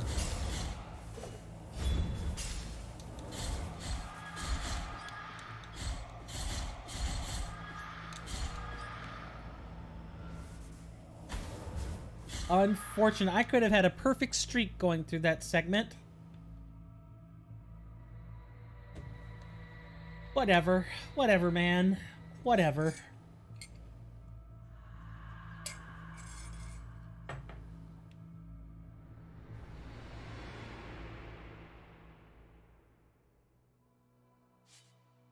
And the Bloodstained Briar. We're close. We're very close. Well, I'm glad we did that before getting the rest of it out of the way. What do people think about Blasphemous? Did people have fun on the journey? I hope so.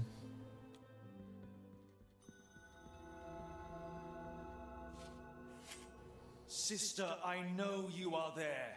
Even if I can't see you, hear my plea.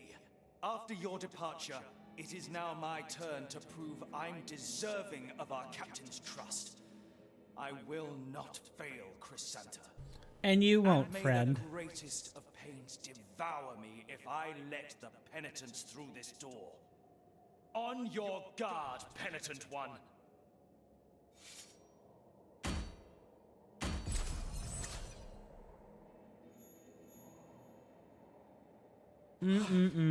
That elusive light, it can't be her.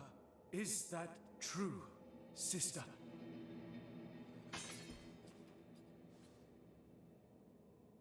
Is this really the sublime light of your virtue? So, you have received the much esteemed and blessed favor of my sister. With her blessing, she has given you the ability to hear her noble voice, full of grace.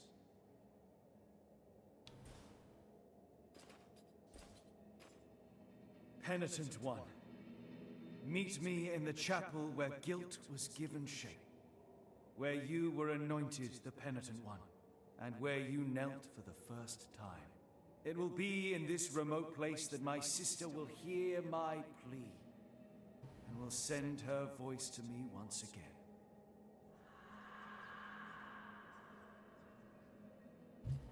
As all things should be. As all things should be, my friend. Yep, I think ending C is a good capstone for our adventure.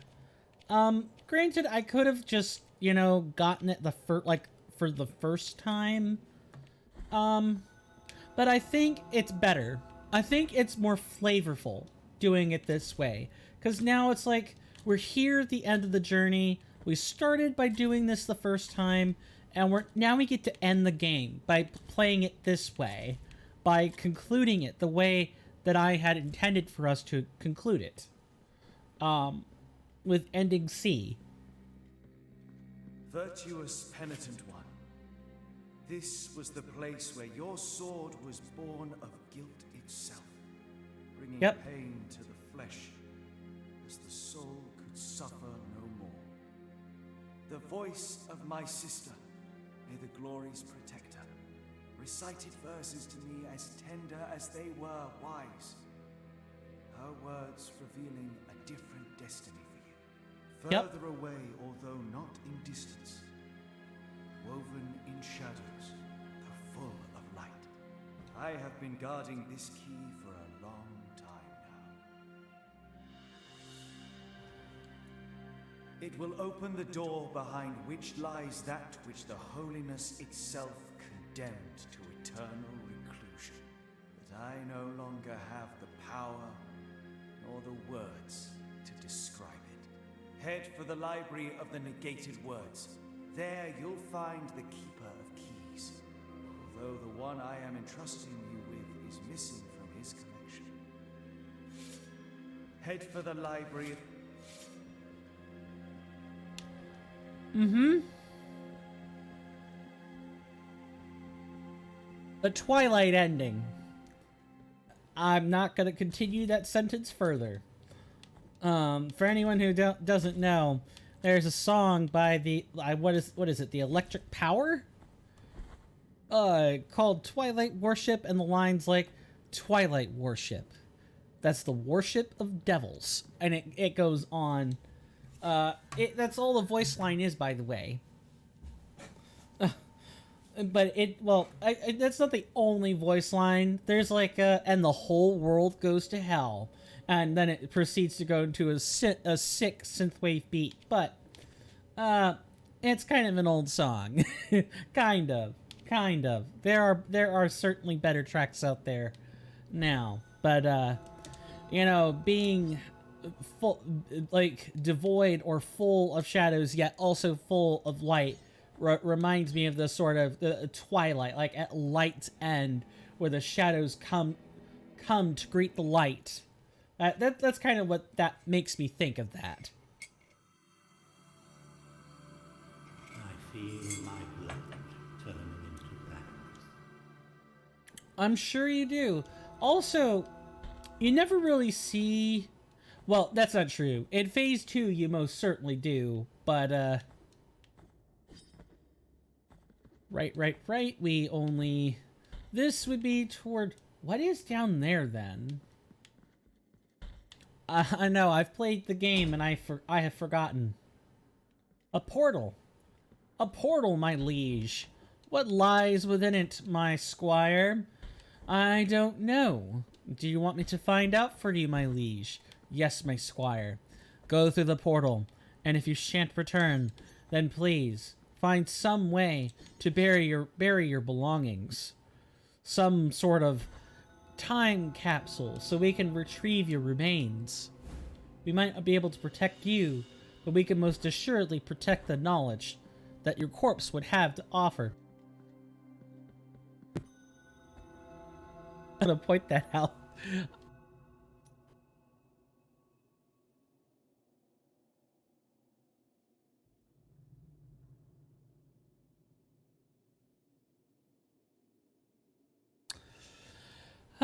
More dropped frames. I was just laughing about that entire segment. I don't know what I was doing there. Yesterday it was good. Today it's back to being its usual bad self. Those knew it was said for twins. Dear Gracias, I wouldn't be surprised if you set us up. No, I'm kidding. He's there at the end. He can't have been the one to set you up. He's literally there to process your remains. He's there to chronicle your demise.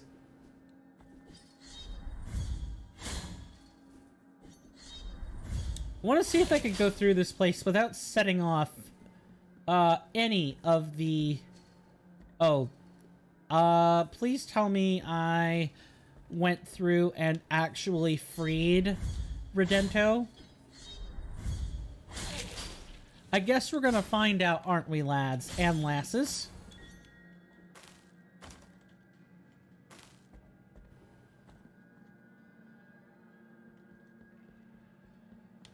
Now if there's any track that makes me think of Diablo, it's like this music right here. In particular, I think this evokes the strongest feelings for Diablo 3 Act 2 I've had in a while. It's just like the wandering through the endless desert sands with nothing but your companions, your own... Oh, that was perfect. That was perfect. Just jump into the spikes. Yay. I'm sorry. That's twice now I've laughed. Once at my own damn joke or segment, and another one at, you know, these silly ladies or ogres? I don't know what they are. I know. Where is the in-game bestiary? Gosh darn it. I demand it. Oh, not yet. Right there. Yeah, see, if you jump over these and you've got the Mason's wheel, you don't have to set any of them off. It's great. And look, we got ourselves a fibula. Fibula for our trouble. Fibula on the wall. Fibula hanging from the wall. Which is the fairest bone in my body? Most of all. I don't know where I'm taking that segment either. What would the fairest bone in your body be? Would it be your skull? Or would it be like the smallest bone in your body? Dang it! I forgot to put on the golden thread again. Sorry. And as much as I would love to continue, let's go ahead and make that relic switch now so I don't forget. But we're going to go ahead and take a break. It's time. I definitely don't think I've earned any extra shilling today due to all these drop frames. I don't know where they're coming from. I wish I could do something about them, but I can't. That being said, you know, we're going to be taking like a 5-minute break, so please feel free to take a break. Or, I'm sorry, we're going to be putting on a 90-second ad for a commercial break, so please feel free to take a break for at least that long. And for those that actually have the, you know, the gifted, or they have purchased a tier 1 or a Twitch, not no, Twitch Prime still gets ads, but if you've got a tier 1 gift sub, I'm so sorry for you. I'm just kidding. You totally have the better end of the deal, not having to listen to ads ever. And all this can be yours for only $5 a month. I'm joking. I don't know where I'm taking this segment, honestly. But yeah, 90 seconds of ad time, and a 5-minute break overall. I will see you at the end of this commercial break. That's all I've got to say.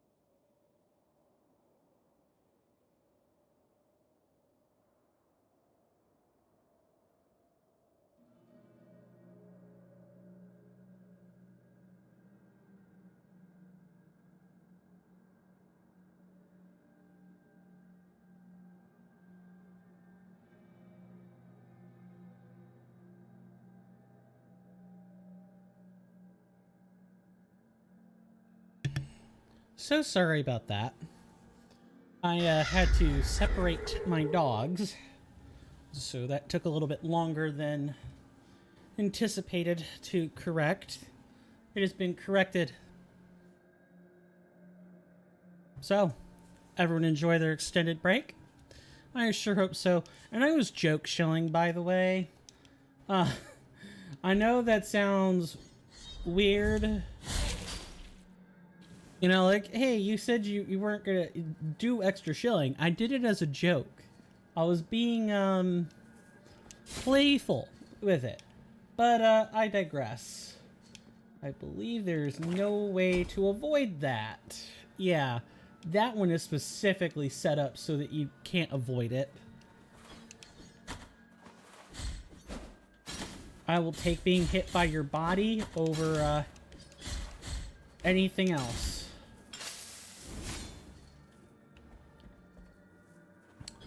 I always thought the patio was a weird place. Like, it makes sense, but...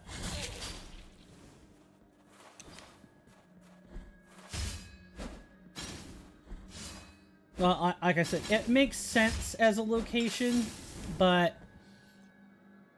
It definitely gives me Wandering the Wastes as a vibe. Just... you're meant to be lost in the gravity of the situation... And the fact that this is what you've worked your way up to, is just this hollow, silent area with nothing much to fill the space.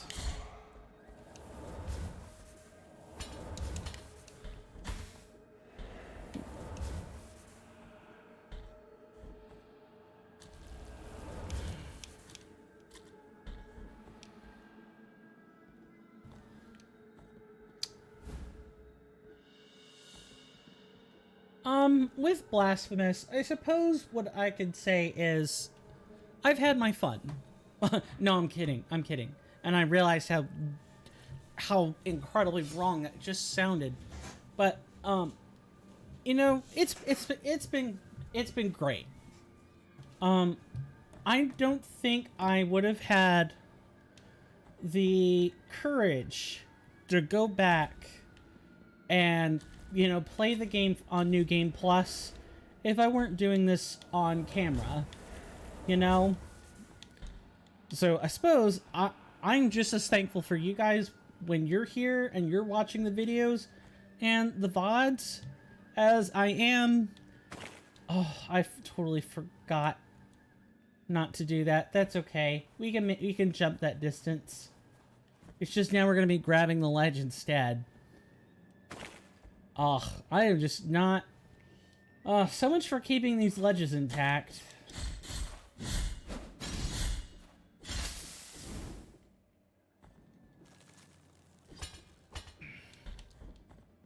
Hey there, Alex. Welcome to the stream. Good to see ya. How are ya? Hope you enjoy your stay. And please, feel free to try out any of the other emotes as well. They're all great. Speaking of which... I just heard back from my, artist on commission, for the emotes. As it turns out, they were quietly working on the animated stuff. Please tell me I have this prayer. Yeah, I do. All right. Yeah, they were quietly working on animations for the emotes, so pretty soon we'll have non-animated and totally, fully animated copies of all of these emotes. I just need to go back and, like, clear up a few things. Some of the animations don't quite make sense.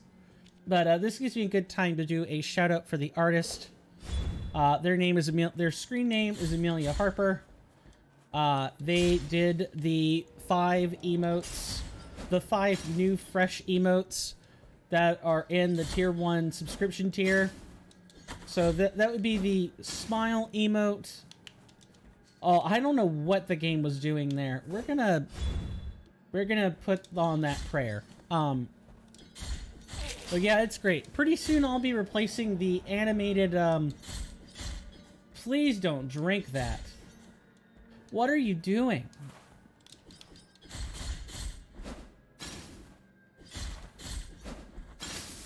Okay. Pretty bad, to be honest. Horrible muscle cramp, and now you limp. I'm sorry to hear that. That's awful. I hope you get to feeling better sooner rather than later. Muscle cramps are no fun.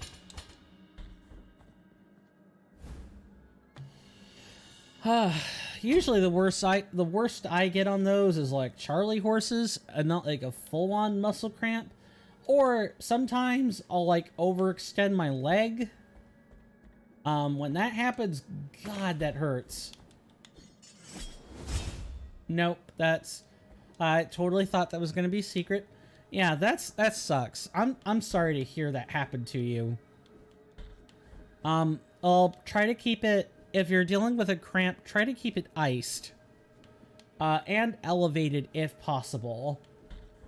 You know, like on an ottoman or something. Just not dangling down with gravity acting so harshly on it.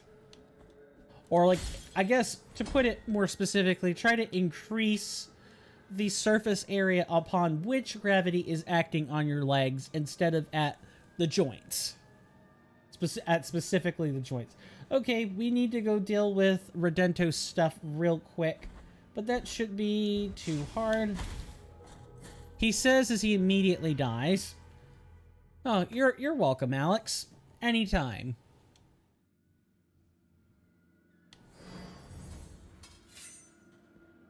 Because there's likely some inflammation if you're dealing with the muscle cramps. Of course, I don't know which muscle it is. If it's not legs, well, you did say it was a...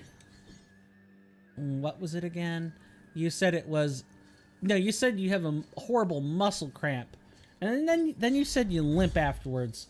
Which makes me think it's legs.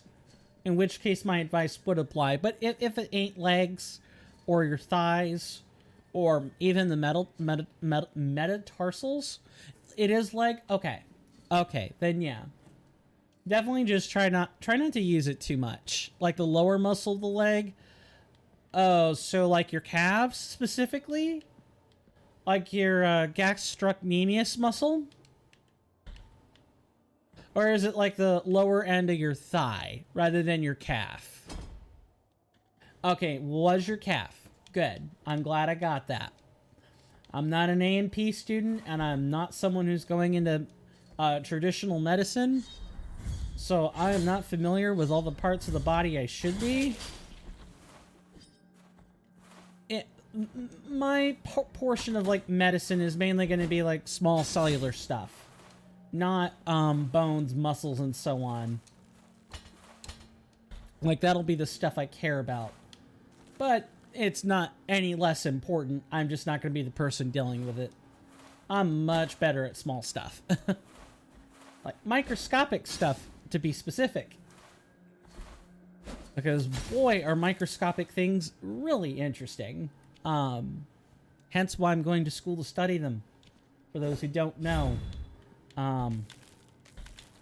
Speaking of which, Alex, I think I might have mentioned the... No, I haven't mentioned this to you. I was talking about it earlier, and I had a presentation and a project today. I think I might have mentioned the presentation. I'm not sure about, or the exam. I'm not sure about the presentation. God, will you just... Okay, gotta be careful who I direct that at. Let's get in the church. Let's at least have some better music to listen to. I'm trying to think. Yeah, I mentioned my story at the beginning of the stream. I'll try to give a more truncated version of it now, but I had a presentation and an exam yesterday. Exam was brutal. I kind of wanted to cry, but I didn't. I filled out more of it than I expected to, but that doesn't mean I filled it out well. I had an exam like that the previous time I was in cell biology, and I got like a 50 on it. So you can't go for did you answer the question or not. It's got to be the quality of your answers more than anything. Weren't that great. We'll see. Then I had a presentation, and the presentation itself went well, but it was a logistical nightmare at literally every step, as I had two partners. One didn't communicate with me until Sunday, and the other never communicated at all, unless we were actually physically in person, where he couldn't just not reply to the email. Oh, this part I'll gladly retell. Typically, if you're doing group work, you want to communicate with the people you're involved with, right? That's just kind of part and parcel on group projects. You expect it. You should at least communicate with your partners. Like, hey, I don't really do this form of communication well. If you want to get in touch with me, this is how you do it.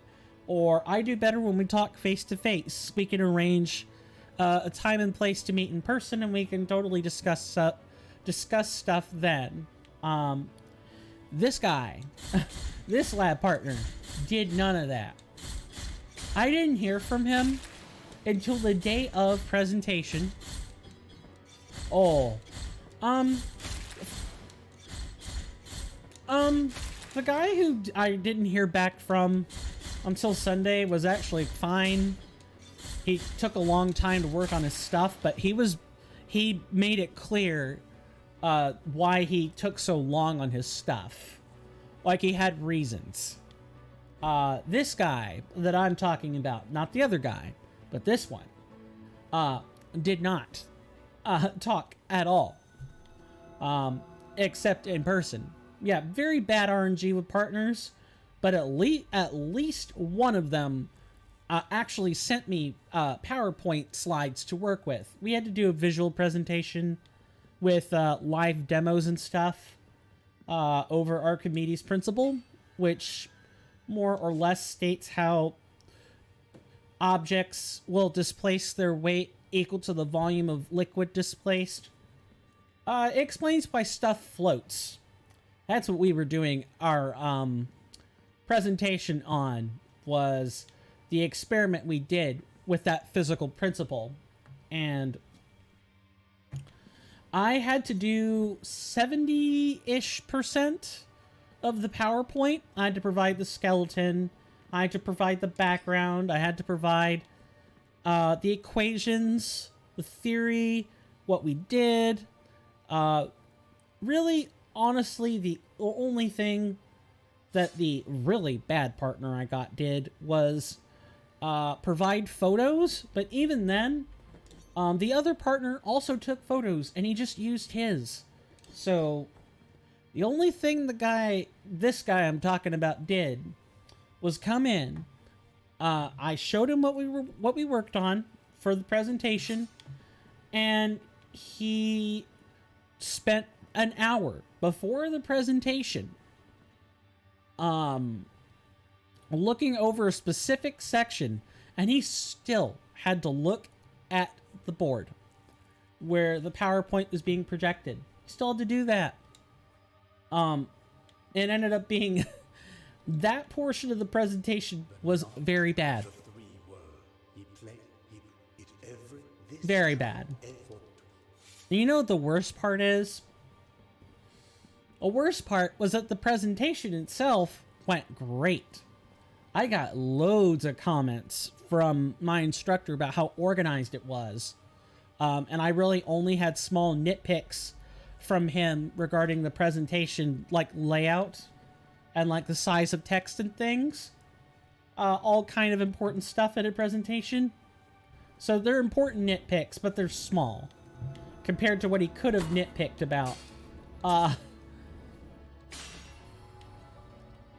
I'm mad it went well because it shouldn't have.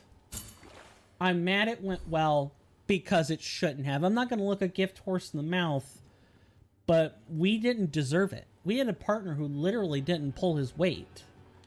I would be surprised if anyone had notes to say about our presentation, like, at all. Thank you, Alex. I appreciate the praise. I really do. It's done and dusted now, and if I get a really good grade out of it, okay, great. What I'm probably really gonna... what the real takeaway from this is is if you've got like partners and stuff for group projects, you know, you have to trust them to do their jobs. But if you can't, if they've proven that they cannot, it would have been bad if you failed just because of him. Yeah, if my grade had been bad, and I granted I don't have the grade yet, so I really don't know, but the remarks from the instructor, oh god, okay, just skip back. And we had the SATA on, which wouldn't have been good anyway. I blanked on what I was gonna say.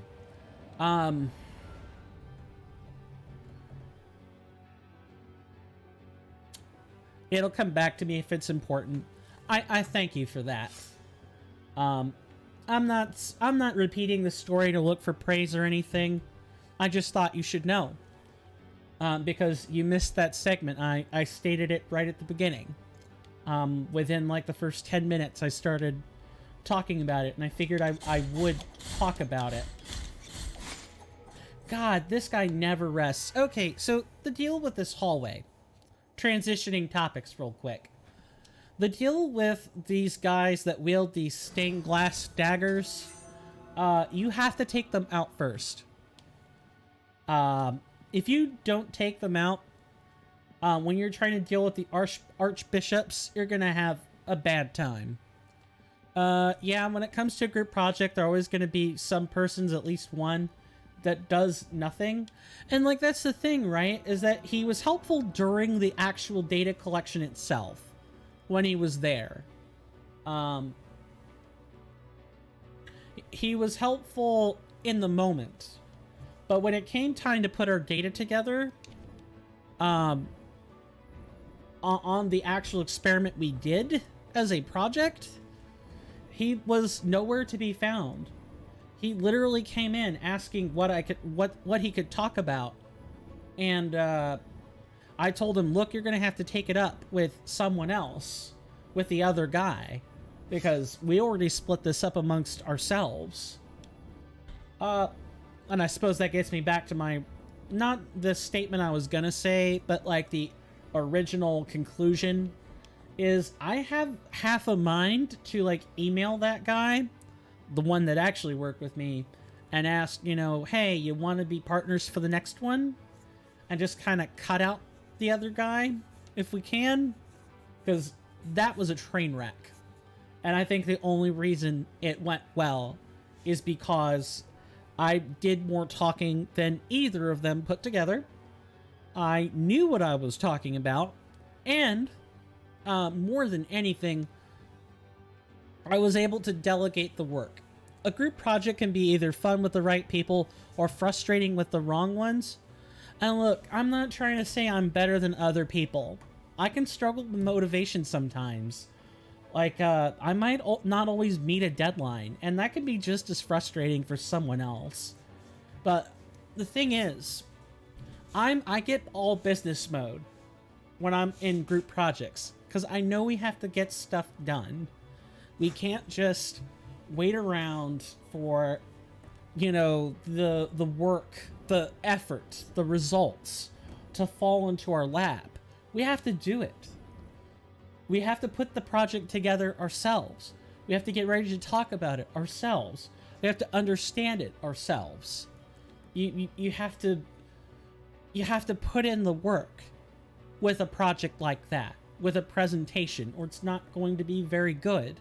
No one's going to want to listen. No one's going to have questions. No one's going to pay attention. That kind of thing. Even not thinking about it in terms of strictly a group project, if you're going to present things, TBH, I'm wondering what these people actually want. Like, why do the college at all? Honestly, because society tells them to. Because it gives the promise that if you do the work, you'll get a better paycheck. And that's just it. Like, if you do the college work, if you don't pay attention to the field you're trying to enter, you won't know if it's going to be worth it or not. some fields have like a very low hire rate, or especially if you have like specialties that are underreported. I'm trying to think of ones in particular. Marine ecology is very popular, for example. You hear a lot of times in the sciences that marine ecology or marine biology are like the thing to do, because you're working with animals. You get to learn about all the animals that you're surrounded by. You often go into working on causes that help those animals, etc., etc. It's a very popular activist degree, I guess is what I'm trying to say. And that's a good thing, because the animals aren't going to speak up for themselves. Someone else has to. But, what they don't tell you is that even with something popular like that, you still have to put in all that work. You're learning about things you don't care about. Many sleepless nights, lots of papers, and a thesis project later. And do you even still want the same degree out of it? Let alone something like, I don't know,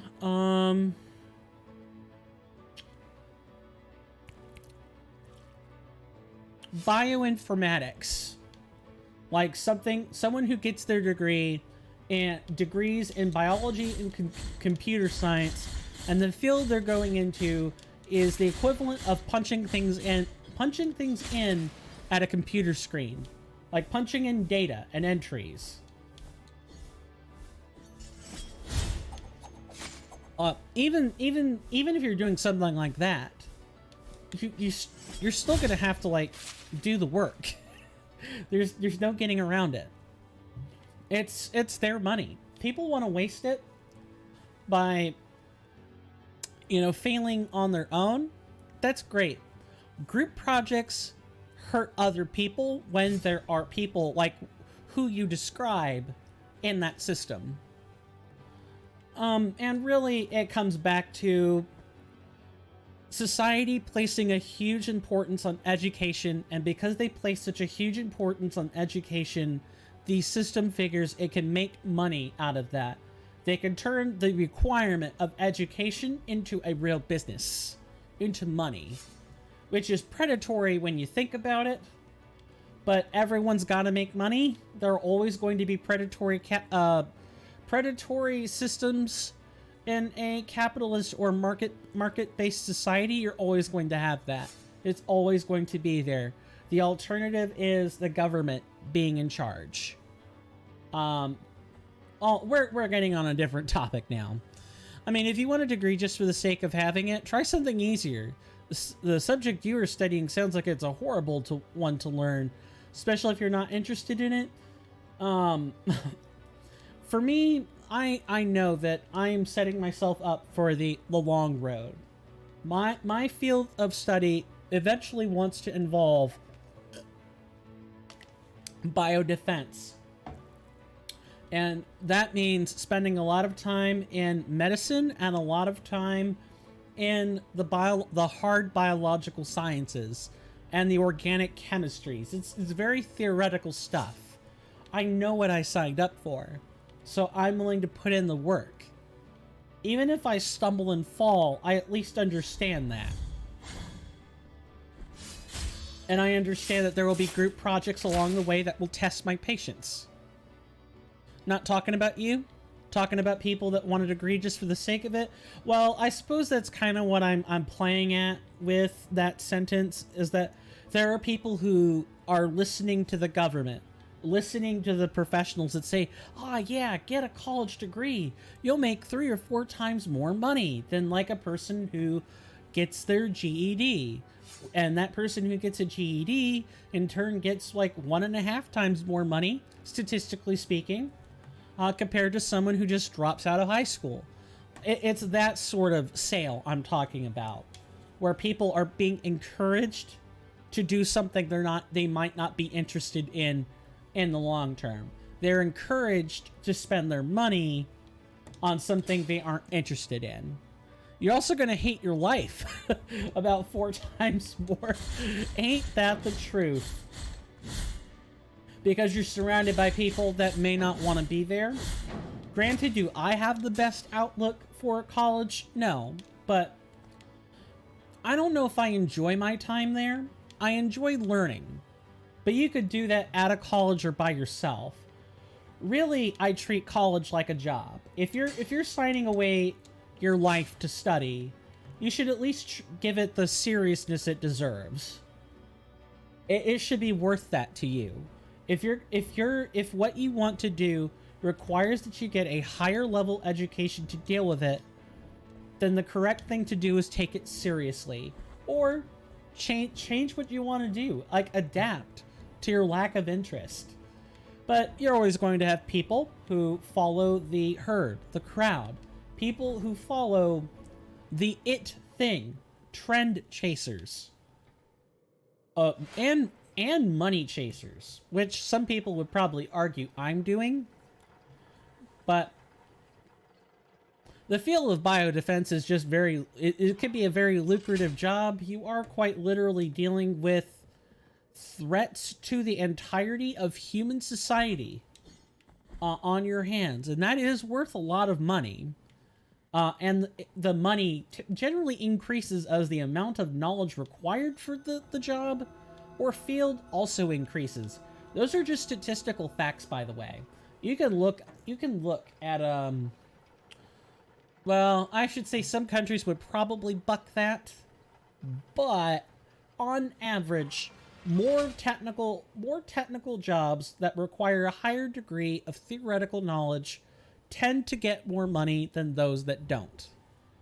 Although something like welding or doing a bunch of other skilled labor comes in very close. This is why if you're not going to learn the higher education, or at the very least not be interested, go to trade school. Get one of those. Those are usually fairly lucrative. The government always wants people who can fix plumbing, who can weld, who can put wood together to make structures, and who can build a good bridge. Governments always need that.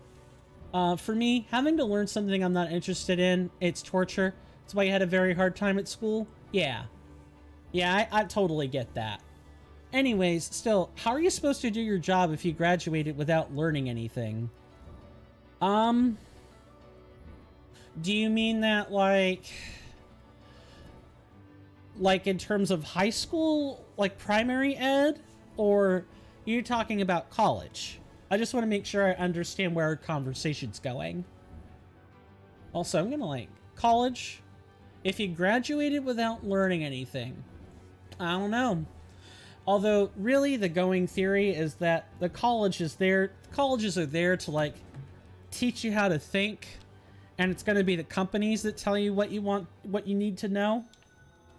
And I'm half inclined to agree on most jobs. Mine, probably not so much, because mine is all theory. Mine will be theory and analysis. I would essentially be a consultant. I would own a firm of consultants. But in terms of actually answering your question, you wouldn't. And college would be a waste. A financial waste for you.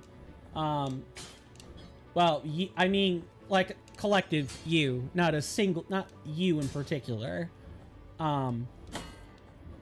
Yeah, if you're gonna go get higher learning, take it seriously.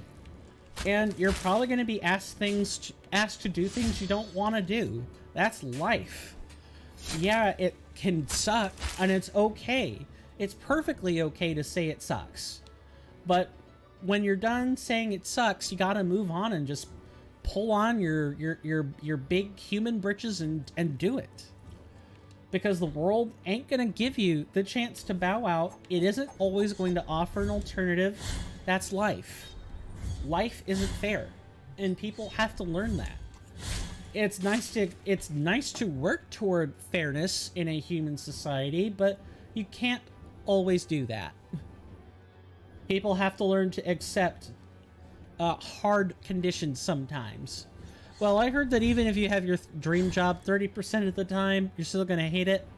Yeah, there's always gonna be stuff you don't want to do, and people. If your dream job has people in it, you're not getting out of dealing with them. A lot of people in my like state area have degrees in medicine, in the theoretical kind, not the oh jeez. Will the Seda actually regenerate health for me? I think it will. Like, even with my job, as a consultant or someone who is going to run a consultancy, more or less, I do have to deal with people. And people, as I explained to my dad, like, yesterday or the day before, two people can look at the same idea, the same object, the same site, and get two different interpretations out of it. You're never going to be able to put people in a room and have them agree 100% of the time, because that's human perspective. Yeah, exactly. People are amazing creatures.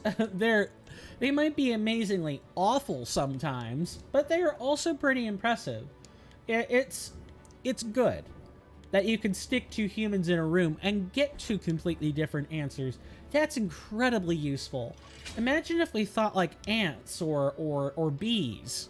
You know, we were that kind of social creature, where everyone operated in a similar capacity, thought in a similar way, and individual ants, if you will, that end up being individual creatures become queens, or they become males and they're conscripted and consigned to the breeding grounds, and when they're done, they die. What an awful life. I'm glad I'm not part of that. I don't want my life to be consigned to sex and then death. Awful, awful stuff. But I digress. In regard to answering your question, and, you know, not making dumb errors off to the side,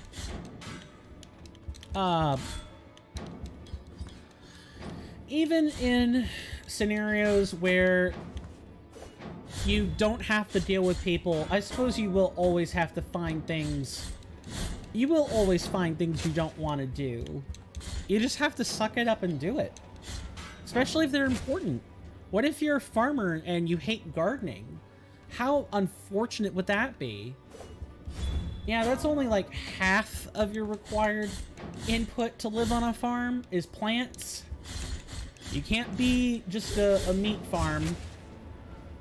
Especially if you're trying to be like a self-sustaining farm. Now, if you're like an agro-business, okay, yeah, you can be a meat farm. You could be a butchery, whatever.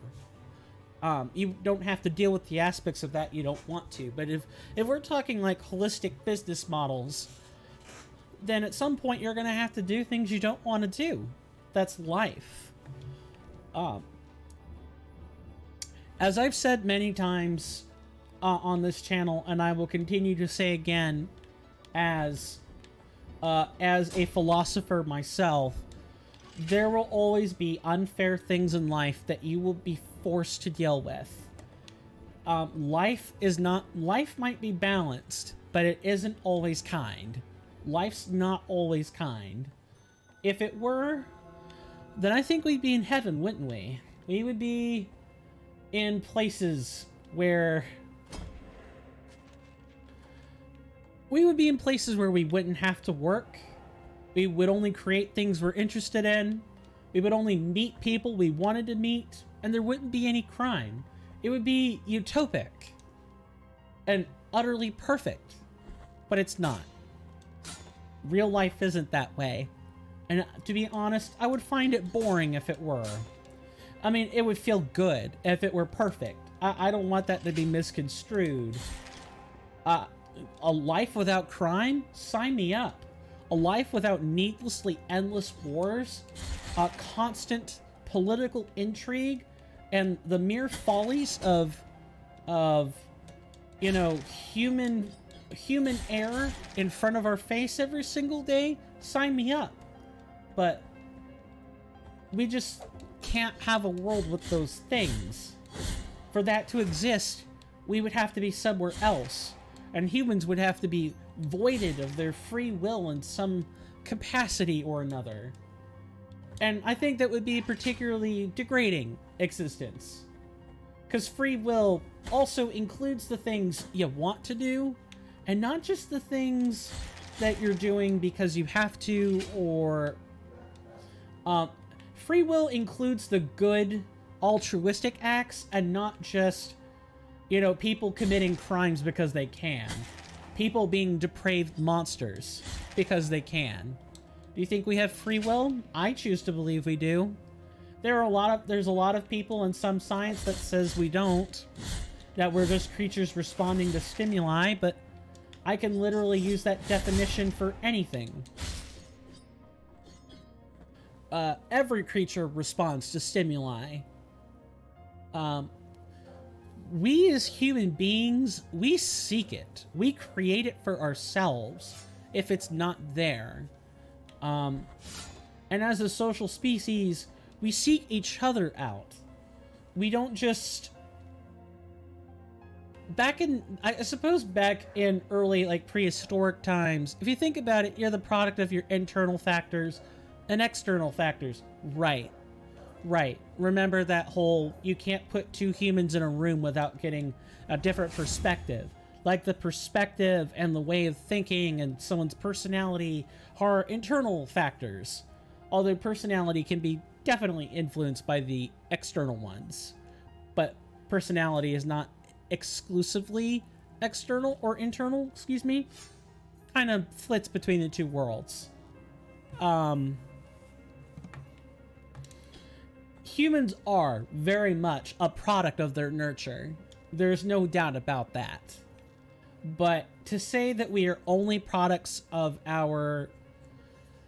whatever we've experienced, whatever we know, and whoever we talk to is incredibly reductivistic and strips the joy out of it strips the joy out of life. It really does.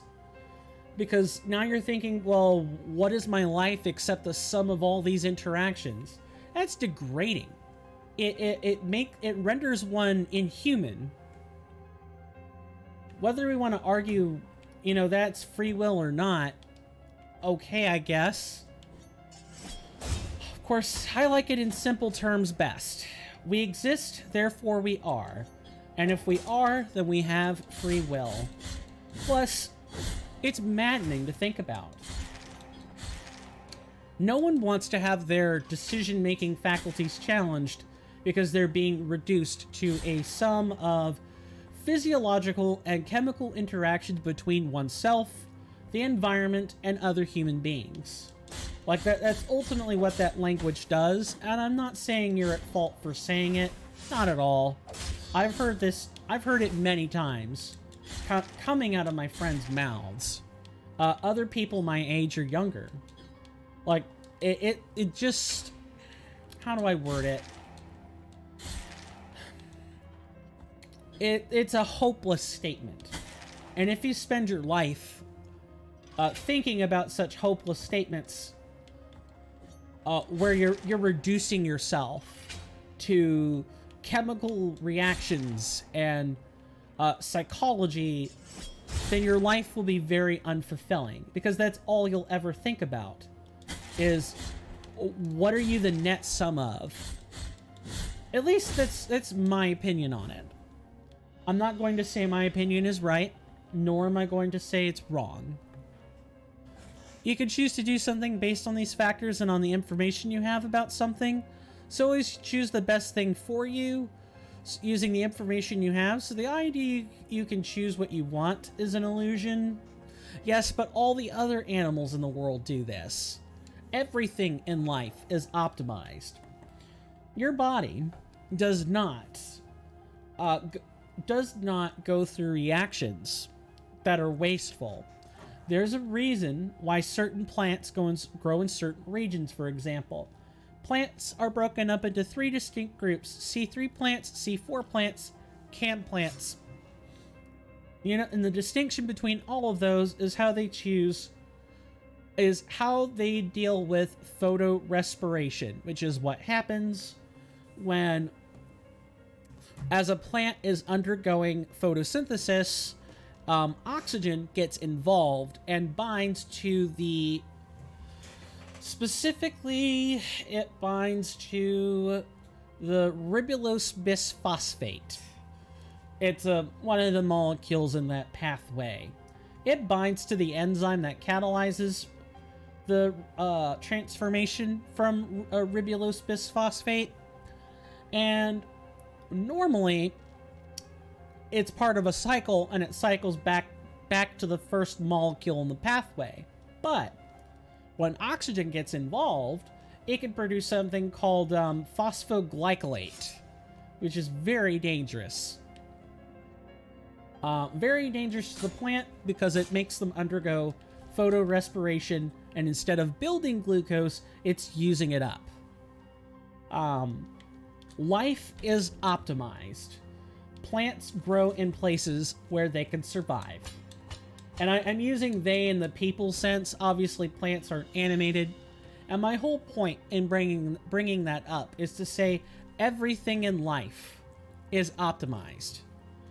That shouldn't even be a factor in the decision-making process. Every human is going to choose what's best for them. That's part of the scheme of life. If people didn't choose what was best for themselves, it would be defeatist. And coincidentally, you can choose to go against your own best interest, but you have to think about it.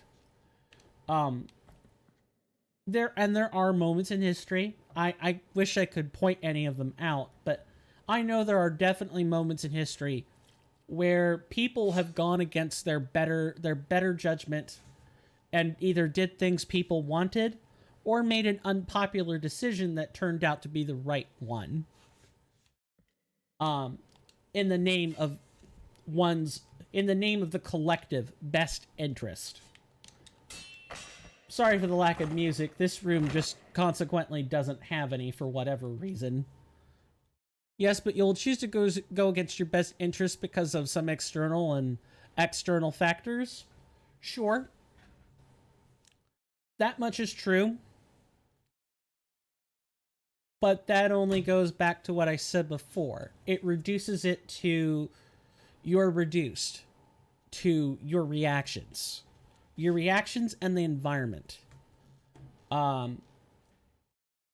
Which ultimately, when you're reducing something to its base form, you're inevitably going to say, yeah, free will doesn't exist because you're always responding to something. You're never making the stimulus for yourself. And even if you do, it can cause a cascade which can make you respond to something else. You have to undergo a lot of mental gymnastics just to say you don't have any free will. And to acknowledge that would be maddening for anyone.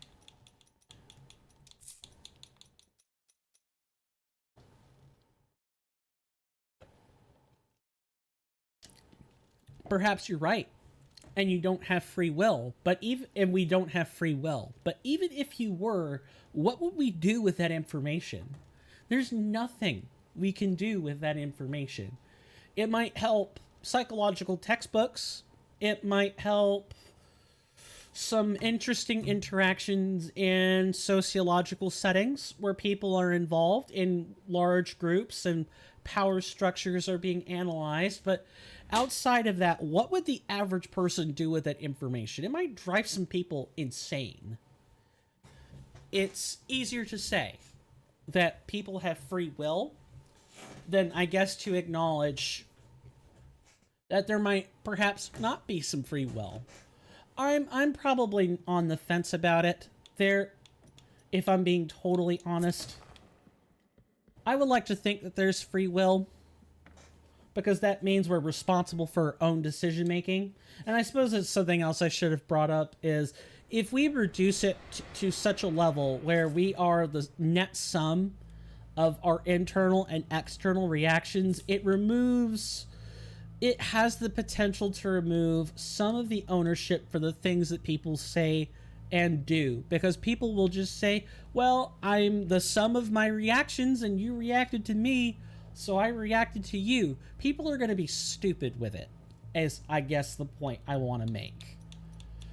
And we shouldn't give people the ability to escape accountability because they're trying to be reductivistic with it.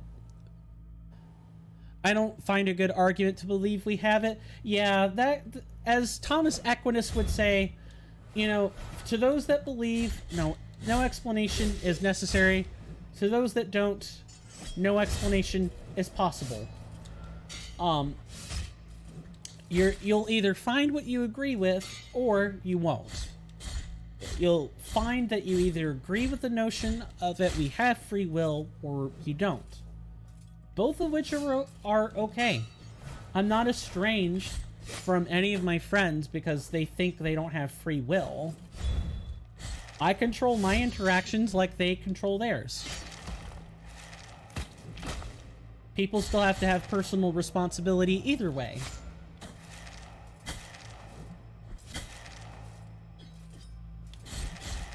Sorry, I'm trying to, like, get out from under the, head of all these Dantalians here.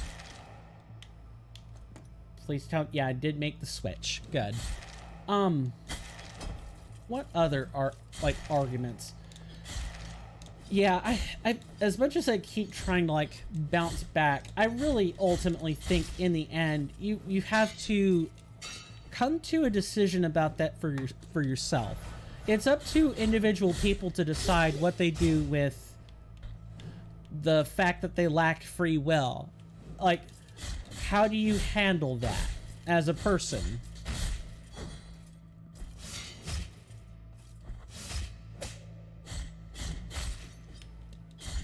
And yeah, it's sad to think we don't have free will, but, well, life is absurd anyway. So just live it despite that. Exactly. And you're going to find people who are going to believe in free will anyway and call you crazy for saying that there isn't. Like, these are conversations that would be relegated to the back rooms of psychological, or I'm sorry, not psychological, but philosophical firms, or like philosophical consultancies. And you're right. You're absolutely right. Life is absolutely absurd. It exists because water exists, which is also absurd. To think, a simple bent molecule that bonds to itself to such a high degree that not only does it create atmospheres with other chemicals in air, but it also constitutes just about 70 to 75% of most known chemicals in our body. Yeah, life is ludicrous. But that's what gives it its zest, its charm, is that it is ludicrous. And when I was a nihilist, I did think in the exact same terms that you did, and my existence was miserable. And then after the senior project, I realized that even though that life is absurd, people are leaning into it. And even people who are nihilists and sorry, not I worded that completely wrong. Even among nihilists, there are absolutely some who just lean into it. If it doesn't matter, live your life like how you choose. You ultimately arrive back at the same wheel of conclusions, is what I'm saying. No matter which side of the coin you're on, people are ultimately going to conclude that, yeah, it's a nice topical debate, and it might make people upset, but you still have to live your life. No one can live it for you. You might be the net sum of your internal and external reactions, but, well, you just have to keep making those interactions until you die. That's all there is to it. This is a very fascinating conversation, by the way. mean, as I said, I don't like to accept the fact that we don't have free will. I'm still searching for a video that proves that compatibilism is right, but I don't find one. Compatibilism is the philosophy that tries to prove the fact we have free will, but also we don't have it. It's like a combination of both. Yeah, I guess that's sort of my argument is I'm also trying to simultaneously accept the fact that we're organisms, and organisms respond to stimuli, but we also make our own stimuli. Like creatures, other creatures without limbic systems, without the ability to think abstractly, I would say are the net sum of their interactions, internal and external. Deer don't think about, I like this grass over that grass. Their body already does this for them. Why? Because of specific enzymatic preferences. Did you know that E. coli will prefer a source of raw glucose to that of, say, lactose, because it actually has enzymes that specifically break down glucose in a favorable manner?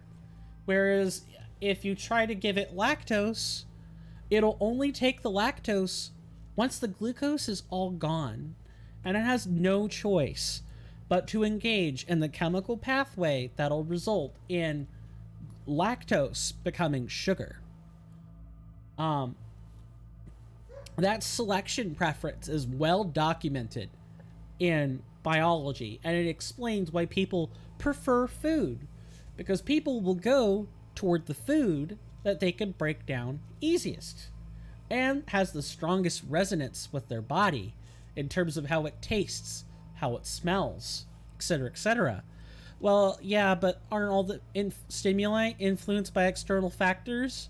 And do you choose the preferences you have? Sometimes. I'd like to think you do sometimes anyway. People who undergo a...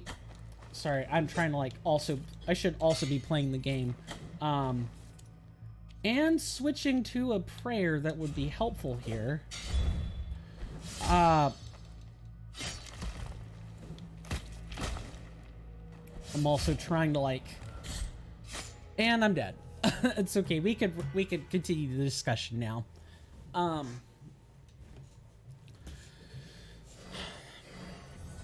People who undergo a radical shift in personality, or where some aspect of themselves died and some other aspect of themselves now lives, might have to reconcile with old preferences and make changes accordingly. But even then, I suppose one could argue, depending on the type of crisis it is, did the crisis cause the preference change? Or did they change their preferences as a result of the crisis? You see what I mean? It's mental gymnastics. And I'm not saying it's not worth your time to engage in it. We have to answer the questions for ourselves as a human species eventually, but... And I'm not exactly sure if we could ever come to terms with that as a human species. I think that's always going to be an existential dread for us. Do we have free will or don't we? And if we don't, what drives us to make the choices we make? Is it a bunch of little factors all woven together, or is there always some driving force that ultimately pushes us to a decision? Hey there, Rasby. Welcome to the stream. Good to see you. Hope you enjoy your stay.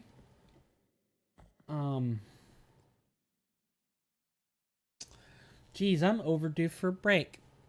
But since people just arrived, I see the chat history up, and I see him discussing free will.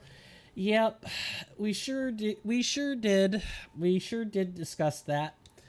And, let's say it basically had the same stance on it, but I would make a point for it in a different way. I forgot to equip the rosary bead again. I would love to hear the point you're going to make on this. We have at least the amount of time I'm going to spend at this fight before I take a commercial break. I'm trying to think if... Well, I've already gotten past my existential crisis, more or less. So I'm talking about free will just because it's fun to debate. Exactly. And look, folks, before I respond... I wouldn't try to argue for it from the chat because the information throughput's too small. Fair enough. I'm not going to force you to put that in the chat if you feel talking about it in some other medium would be more efficient. I'm glad you like to debate, Alex. I do too. I have a zest for it.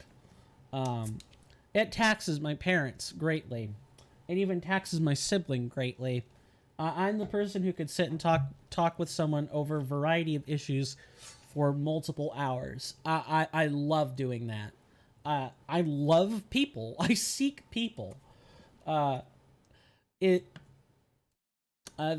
the natural part of being an extrovert, I guess. I hope tomorrow we're able to do the sound tests and have it work. Till then, I really have to go to sleep because you're waking up in 8 hours. Yeah, don't miss work. Please don't miss work. Please don't let me be the reason you miss work. It might take me more than 24 hours, though, just so you're aware. Voice meter is the devil to deal with sometimes. It's the devil I have to deal with, but it is the devil nonetheless. So I will, like I said, I'll keep you posted on when that is all set up. Because I likely have to start over from the beginning to get it to work. But, yeah.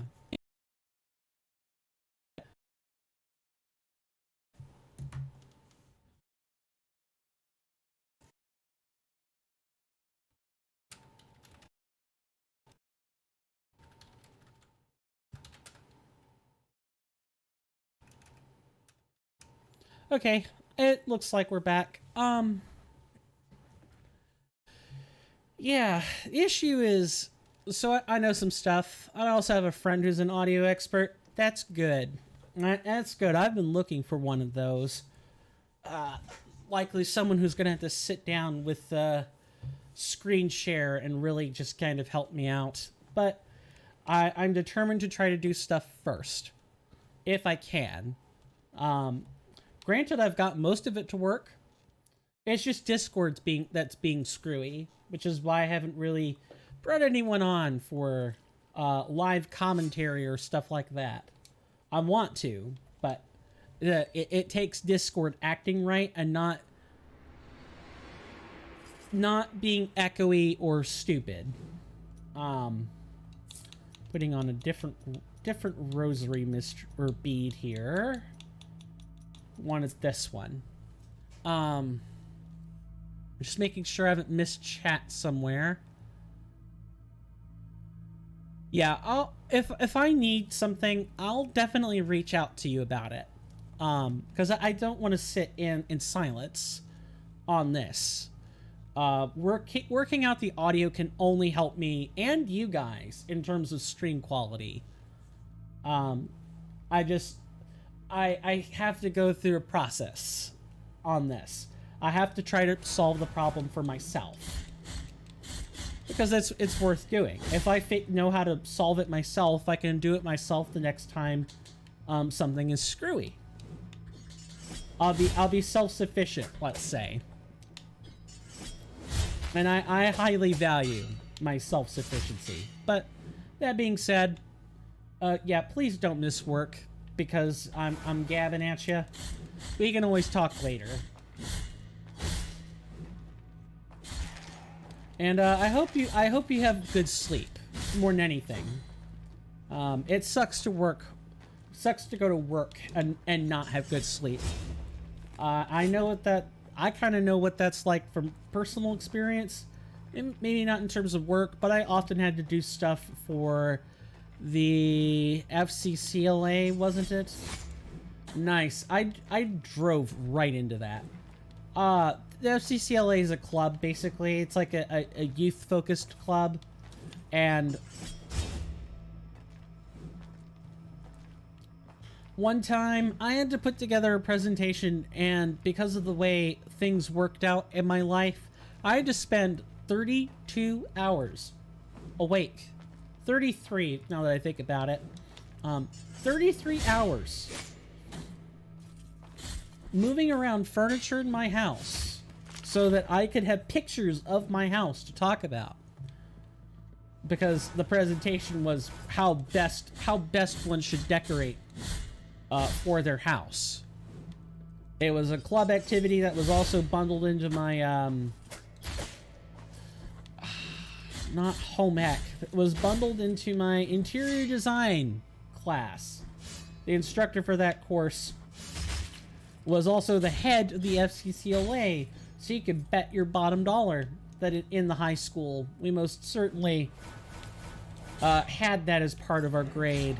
You got bonus points for being part of the club, which is of course ethically not sound, but that is neither here nor there. Lots of things in life are not ethically sound. You can either be on your high laurels about it, or inevitably, when people in power decide they're going to ignore it, you could just live your life and think twice. Boy, do I love this prayer. I tell you, Tiento to your thorned hairs is very cracked, very busted. Just the ability to ignore anything.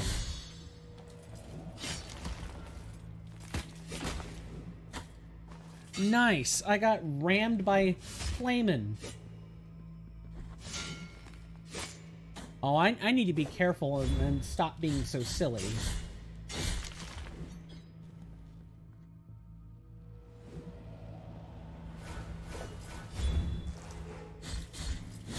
Yeah, I think this is one of the longer, one of the longer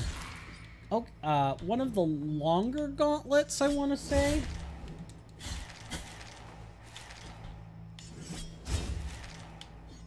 I was wanting to nosedive this guy and not do stupid stuff on the ledge above. Thank Christ, that is over.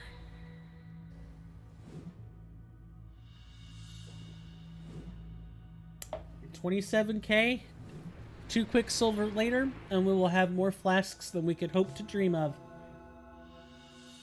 Ugh. Itchy nose. You know what they say about itchy noses? Or maybe it's itchy ears. Either way, if some part of your body ever gets itchy, someone's definitely talking about you, and you just don't know it. Needless to say, we're gonna take a break, the last one of the stream. Definitely feel free to stretch, get a drink, get a snack, etc., etc. And I will see you guys after the end of the commercial break. I'll be playing a 90-second ad, so you can at least take a break for that long. Unless you either have a gifted sub or you've got a tier 1 sub. Then you don't have to do that. You could take a break whenever and know that ads will never interrupt you for the entire month. Okay, joke shilling aside, I will be right back.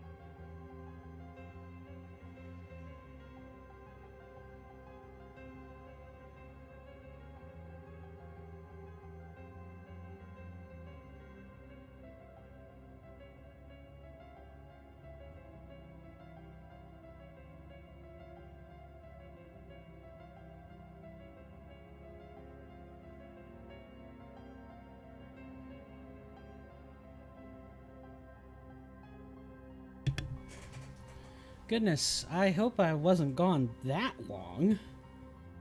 I ended up having quite a bit of a discussion with my folks, so I took a little longer than expected. So sorry about that. Also, I think the joke shilling is definitely cringe.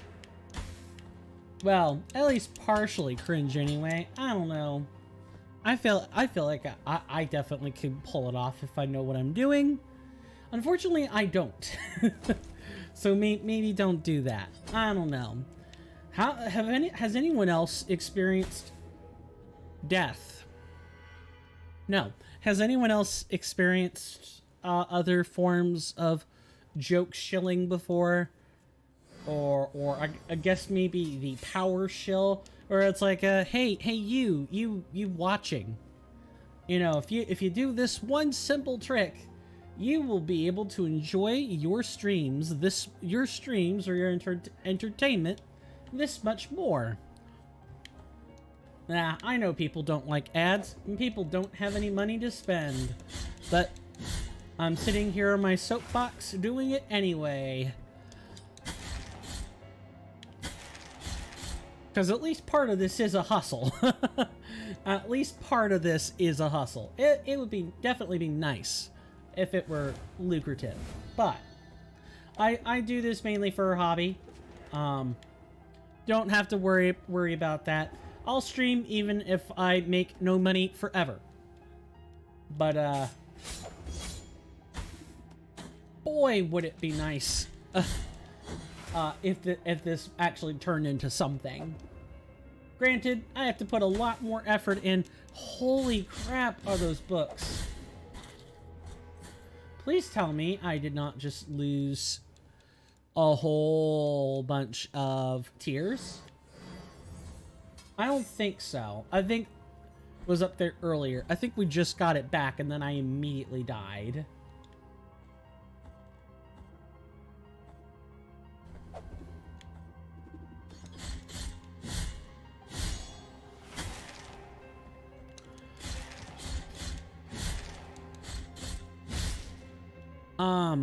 Trying to think of what I could talk about that would even be remotely entertaining.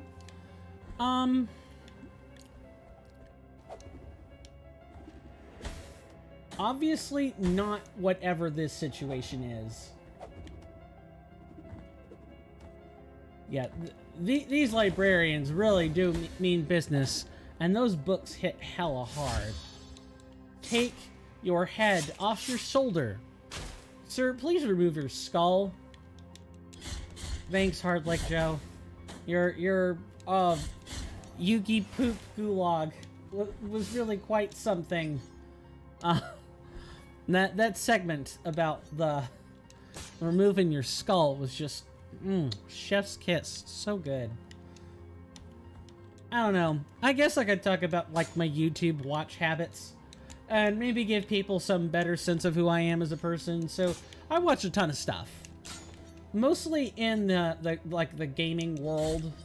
That's mostly where my heart and soul are. Yes, I watch science. Yes, I watch math. I watch people talk about it. But at the end of the day, I am a gamer through and through. That is where my vested interest is.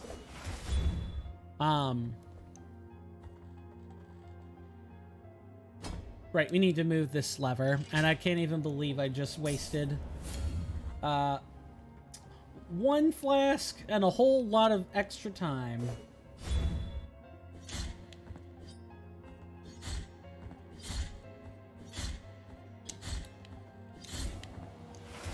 Getting the timing on that is rough, but I watch a lot of stuff. I think I've mentioned before how I really like watching Chugga Conroy's stuff, although I've been off the kick on it lately. Instead, watching some other stuff. I like watching Let's Plays. A lot of them. Also, like, oh god, please just stop with the random killing. My god. Just, anyway, not important. Yeah, I watch a lot of different kinds of Let's Play content, and particularly the ones that always stick with me are any of the any of the times that the people on camera say or do something ludicrous, or, you know, we have the salt episodes. We're gonna go back before I lose everything. Everything attached to that little pile of guilt. Trying to think. I also watch a lot of TCG content, or trading card game content. In particular, I've always had a zest for Magic the Gathering, but I'll watch just about either one of those two, because the crazy amount of stuff you can do in those two card games, Magic the Gathering and Yu-Gi-Oh, is just mind-boggling. And the two could not be more different from one another. In Yu-Gi-Oh, you're like sputtering out after like a turn. Alright, let's make sure we've got the... We don't want the Seda, we want the Tiento. Alright, Librarian, let's see you handle this.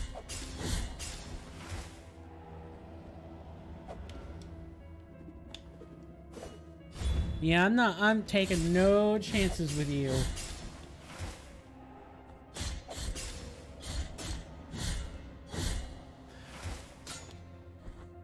Yeah, in Yu-Gi-Oh, you're like really trying to just play your whole hand as soon as possible.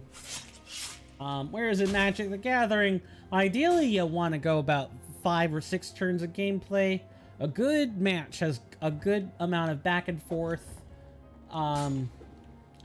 Yeah, a good amount of back and forth, and you generally know who the winner is by that point. Either through the board state or because the combo player has decided to assemble their win condition. I am generally not a fan of, like, the turn 1 setups. They're cool to watch, but I hate I hate turn 1 combo wins. They're awful. They feel awful. I'm also the kind of person who loves me some salty scoops in these kinds of games. And the people getting mad at a children's card game. Children's in air quotes, by the way. Because has anyone ever read the text on a Yu-Gi-Oh card? My god, that stuff that is a literal dictionary encyclopedia. Do better, Konami. Do much better. Anyway, I have the Tiento. I need to be using that.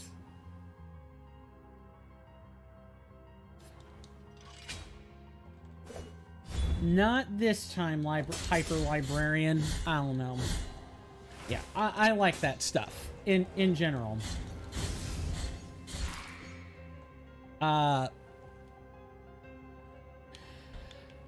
Let's see. In particular, I always like Hard Like Joe stuff. He's always super funny, and he does most of his own like music effects. Makes his own jokes. He really is out there with the stuff he does, but it's all worth it. And he's very honest with his patrons and his fans. He's very honest with them, which is good.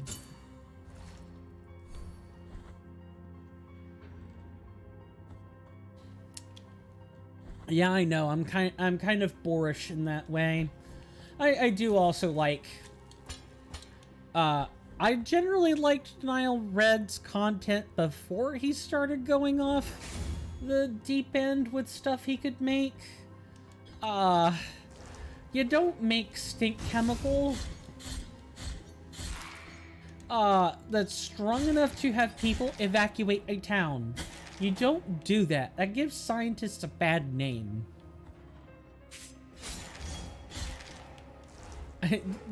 It's just... Oh, yeah, that was bad. It just screams mad scientist. And to be quite honest... Okay, we're gonna get up the ladder and out of this room as quickly as possible.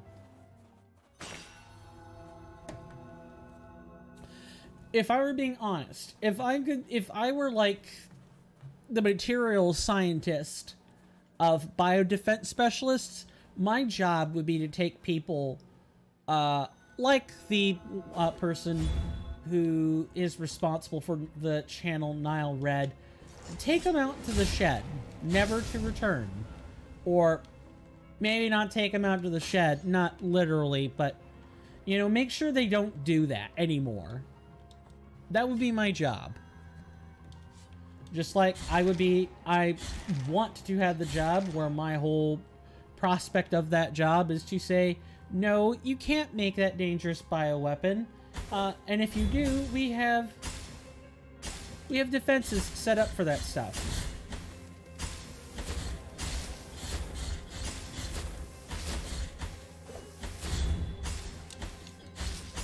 Also, I like how this one prayer simply circumvents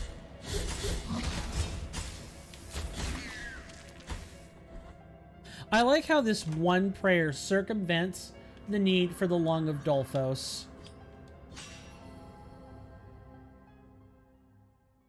It's just fantastic. Also, if I had any more drop frames as of late, you may want to refresh your stream.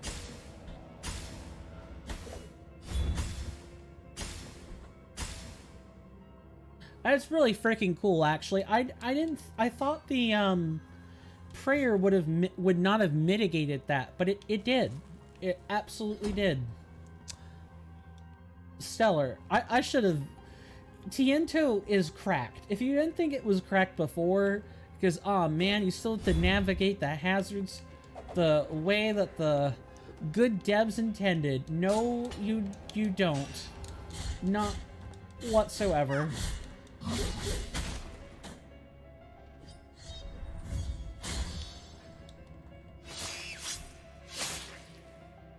Nice. Hi, Naked Lady. The Lady of the Six Deep Sorrows. I will pay good money for you never to meet my visage ever again. To be in my countenance ever again.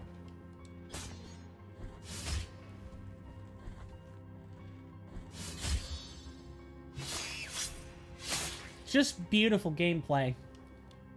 I know. I am an opulent bragger. I will brag if I have the ability to do so. The illustration of a tibia, a femur, and a kneecap, right? Yeah, kneecap. How many of those bones do we have?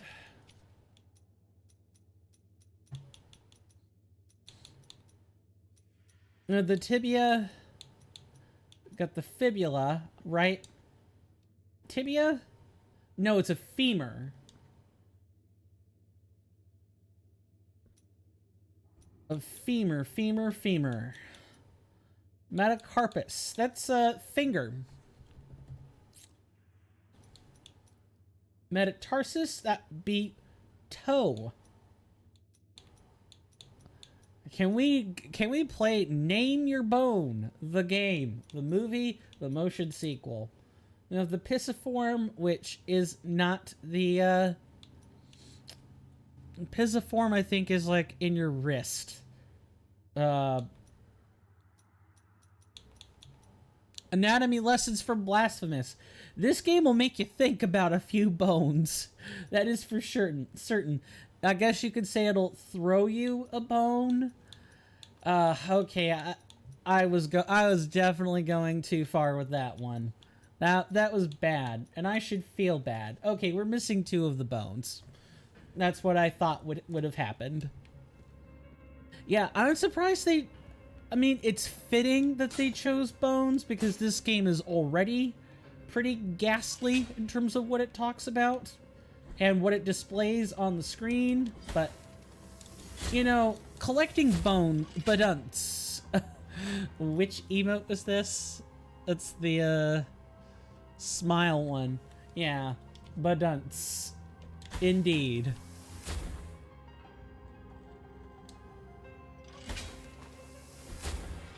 Oh, that was so close, yet so far. You always had, I always had trouble remembering how to do these levers pretty specifically.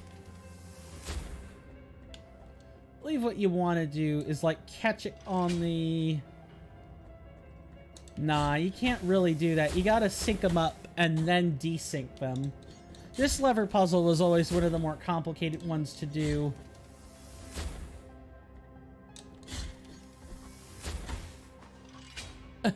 What did the game think was happening there? I swear, the game's been doing this a lot lately, where, like, it thinks you catch the ladder, but then you actually just fall in midair. Like, you don't quite... The game's physics have been getting worse, I guess is what I'm trying to say.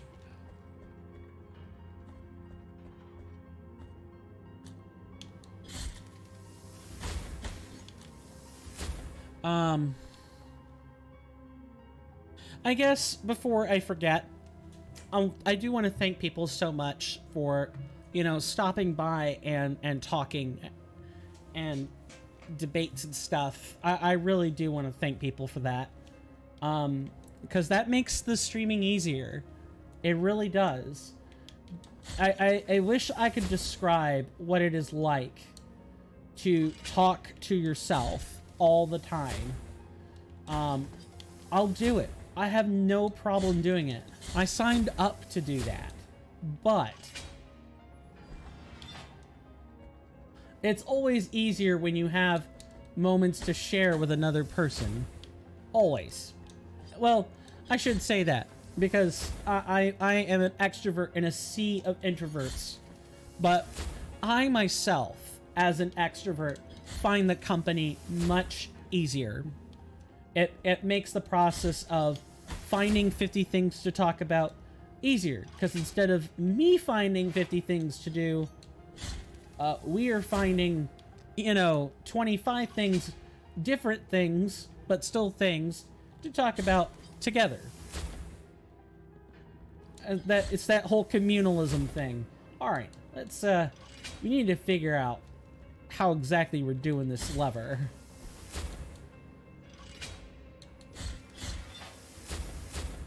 Okay, so the trick is that it has to be over there. So I need to be able to climb. I know, I've shown this off before. This is the one puzzle I almost always get that's just so screwy, even for me.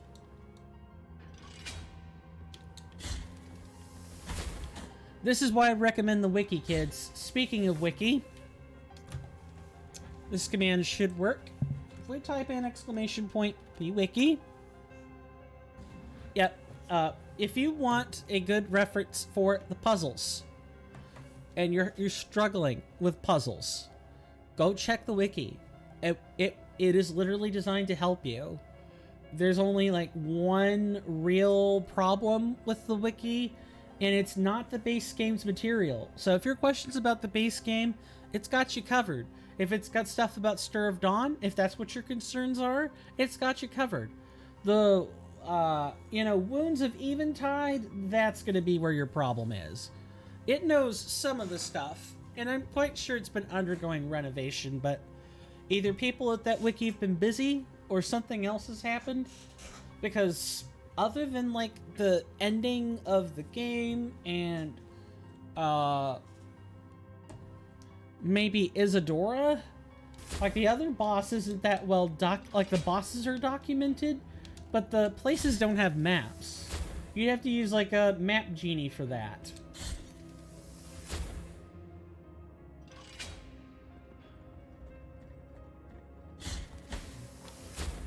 Yeah, the trick is definitely to sync them up. Sync them up like this.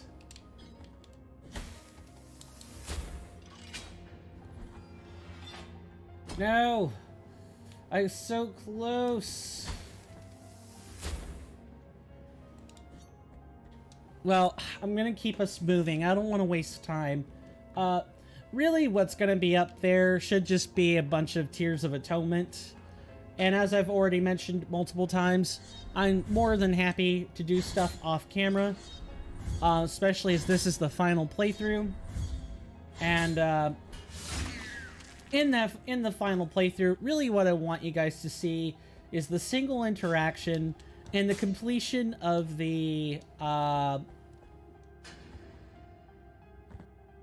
completion. Right, what am I doing? I need to go over this way. We actually need to complete the lever puzzle for a different reason. Like a lot of different reasons. Oh, I know what we gotta do. Yeah, we have to sync them up and actually do something else entirely.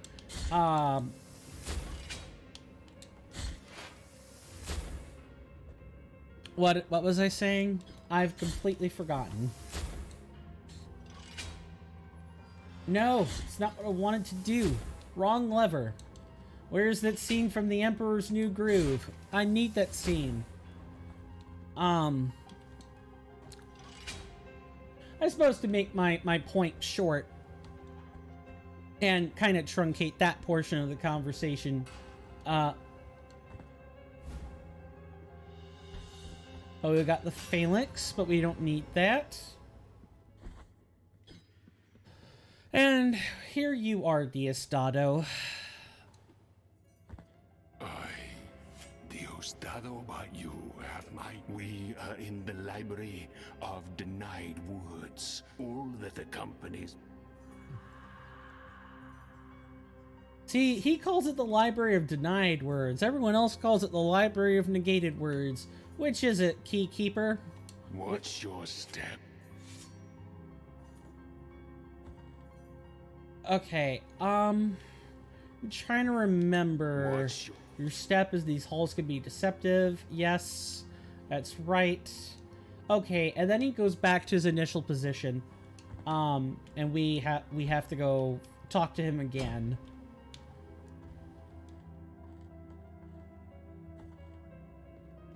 I could have sworn that there was a... Is this still locked? It is. It's still locked.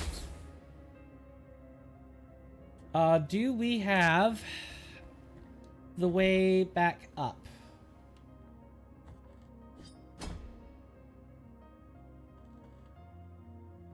No, we don't. Damn, I'm confused even with only 2 keys in my hand. Imagine that. Yeah, he had so many keys. He was the master key keeper. I guess you could say his position is the key position in this library. A real librarian. I digress. Bad jokes and obvious wordplay aside, I really do want to thank everyone. The exchanges really do make it easier for me to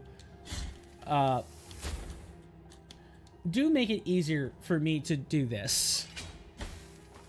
Because talking to oneself is incredibly maddening.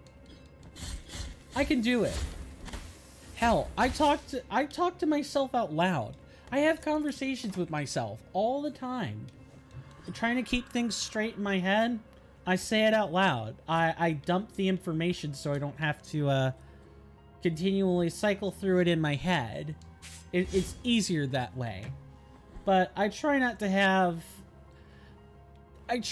to simulate other people in those conversations. That's when it gets borderline weird, at least for me. But I do simulate that stuff in my head. Because I'm a person who cares a lot about social interactions, what can I say?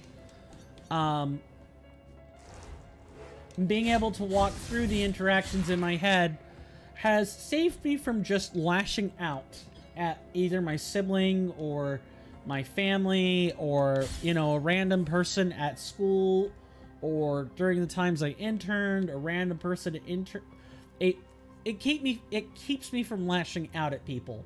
Because I dump and discharge all that negative emotion that might be laden in my words. I discharge it there so that other people aren't, like, by myself, out loud. Me too, but lurkers would be like, who he talking to, though? everyone be talking to themselves, but only this man's be talking out loud. Yeah, I totally get the sentiment. I do not talk.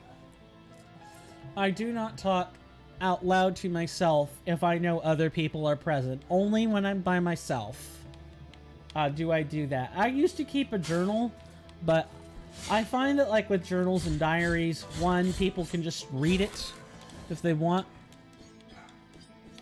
Yeah. So you talk with someone in your mind and discharge your feelings this way? Mm-hmm. I sure do. And I suppose the general idea is that when I go to actually conduct the real conversation, it's almost always stuff I need to talk about anyway with that person. I can do it without being angry or upset. Because when you want to actually conduct a meaningful conversation and actually get change, it's easier to do this if you're not busy attacking that person. Okay, we're tanking it now. Oh my god, I thought it was just me and I'm weird for doing it. No, I do it too. I am a neurodivergent person. It isn't unheard of for neurodivergent people to talk out loud to themselves. It's definitely saved a few of my relationships over the years. Because instead of erupting violently, I can just calmly say what I've got to say. And sometimes that doesn't always work. Like, if it's something really personal, then the emotion can't help but, like, seep in. But I do my best. That's all I can do, is do my best not to... Not to have those emotions out there when having an important conversation.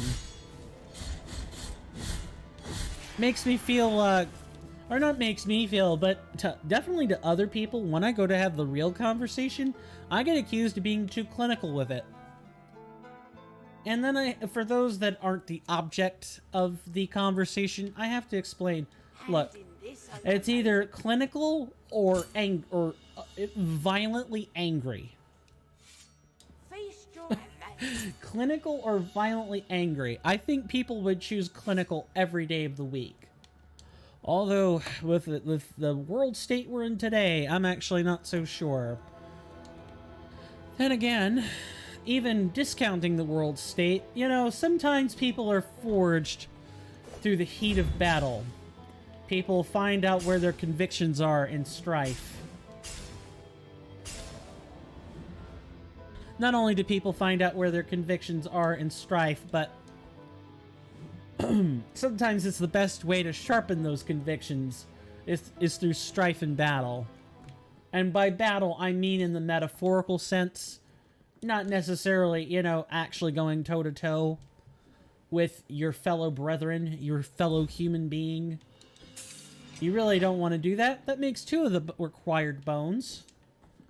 Ah, yes. Debla time.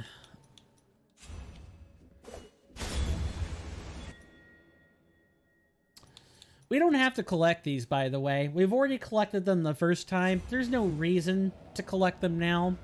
The only thing we get out of it is additional tears of atonement. But as I always say, the tears never hurt. And because the flasks never carry over, we're going to have to grind up some amount of stuff anyway. So, heck, it's just easier to do some of the side stuff. If you guys wanted a speed run, you definitely should have been around for the second Penitence of the Fervent Heart. That is, that was kind of a speed run.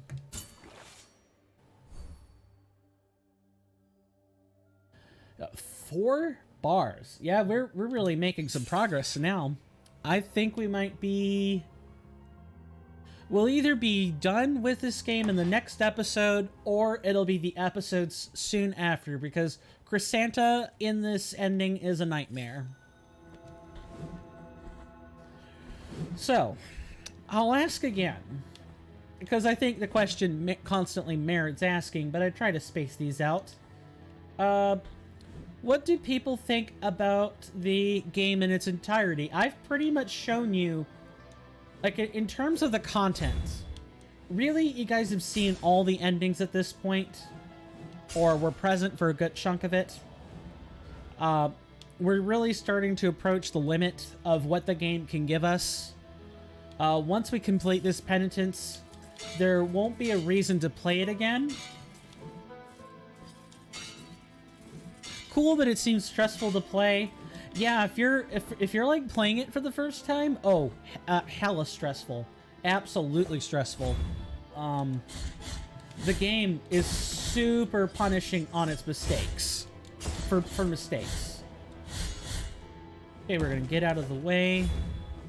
But once you've taken the time to dedicate the mastery to it that you need to, it actually plays it's a really fluid experience. Knowing when to dodge, knowing, you know, which prayers should you equip at which time. Granted, you can go through the entire game and never switch them. That's the beauty of it. Blasphemous kind of lets you play how you want. Yes, some prayers are definitely not as useful as others, but you're always going to have this in a Metroidvania. There will always be certain things that are just not useful at specific moments. Ask any Metroid player whether in Metroid Prime 1 if Ice Beam is consistently useful all the time, and they would say yes, because freezing things is useful. But if anyone wanted to say, is Wave Beam always useful? No. Wave Beam in that game is not always useful. We're gonna get rid of this and put on the big bead of red wax. And then we can take it off and put this thing back on again.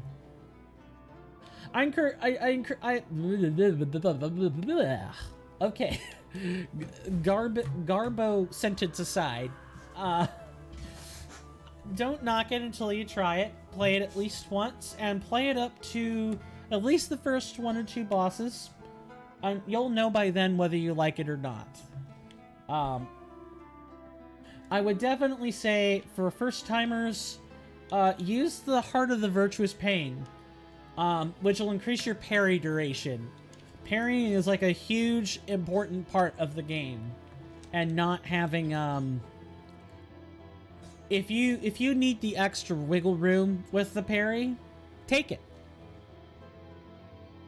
There is a slight drawback in that it leaves you vulnerable, but if you'll notice, when I'm sitting there spamming the parry, it's like over. You have maybe a second to get that thing out, and it only lasts for about that long.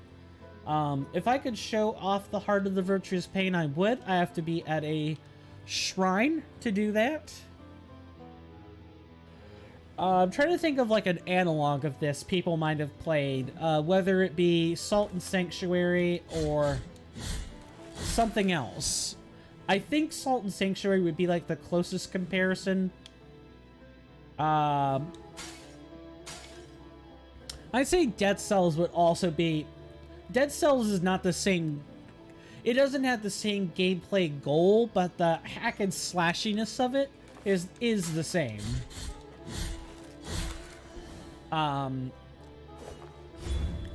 In that you have combos you can execute, you just have a lot more weapon choices. You have health, you have resource bars, you have stats you can upgrade, although in the case of this game, you only have like resource bars to upgrade, whereas in Dead Cells, you definitely have stats to upgrade, and your stats upgrade the resource bars, not the other way around. Oh god. Rick, hold me tight. Or actually don't, not since the allegations anyway. Please don't. Oh my god. I should not have cursed Pickle Rick. Don't do that. Even when Rick and Morty has fallen past its prime, cursing it seems to invite folly. Don't do it. Well, I'm at the very least going to attempt to get our stuff back. If necessary, I'll do it off camera.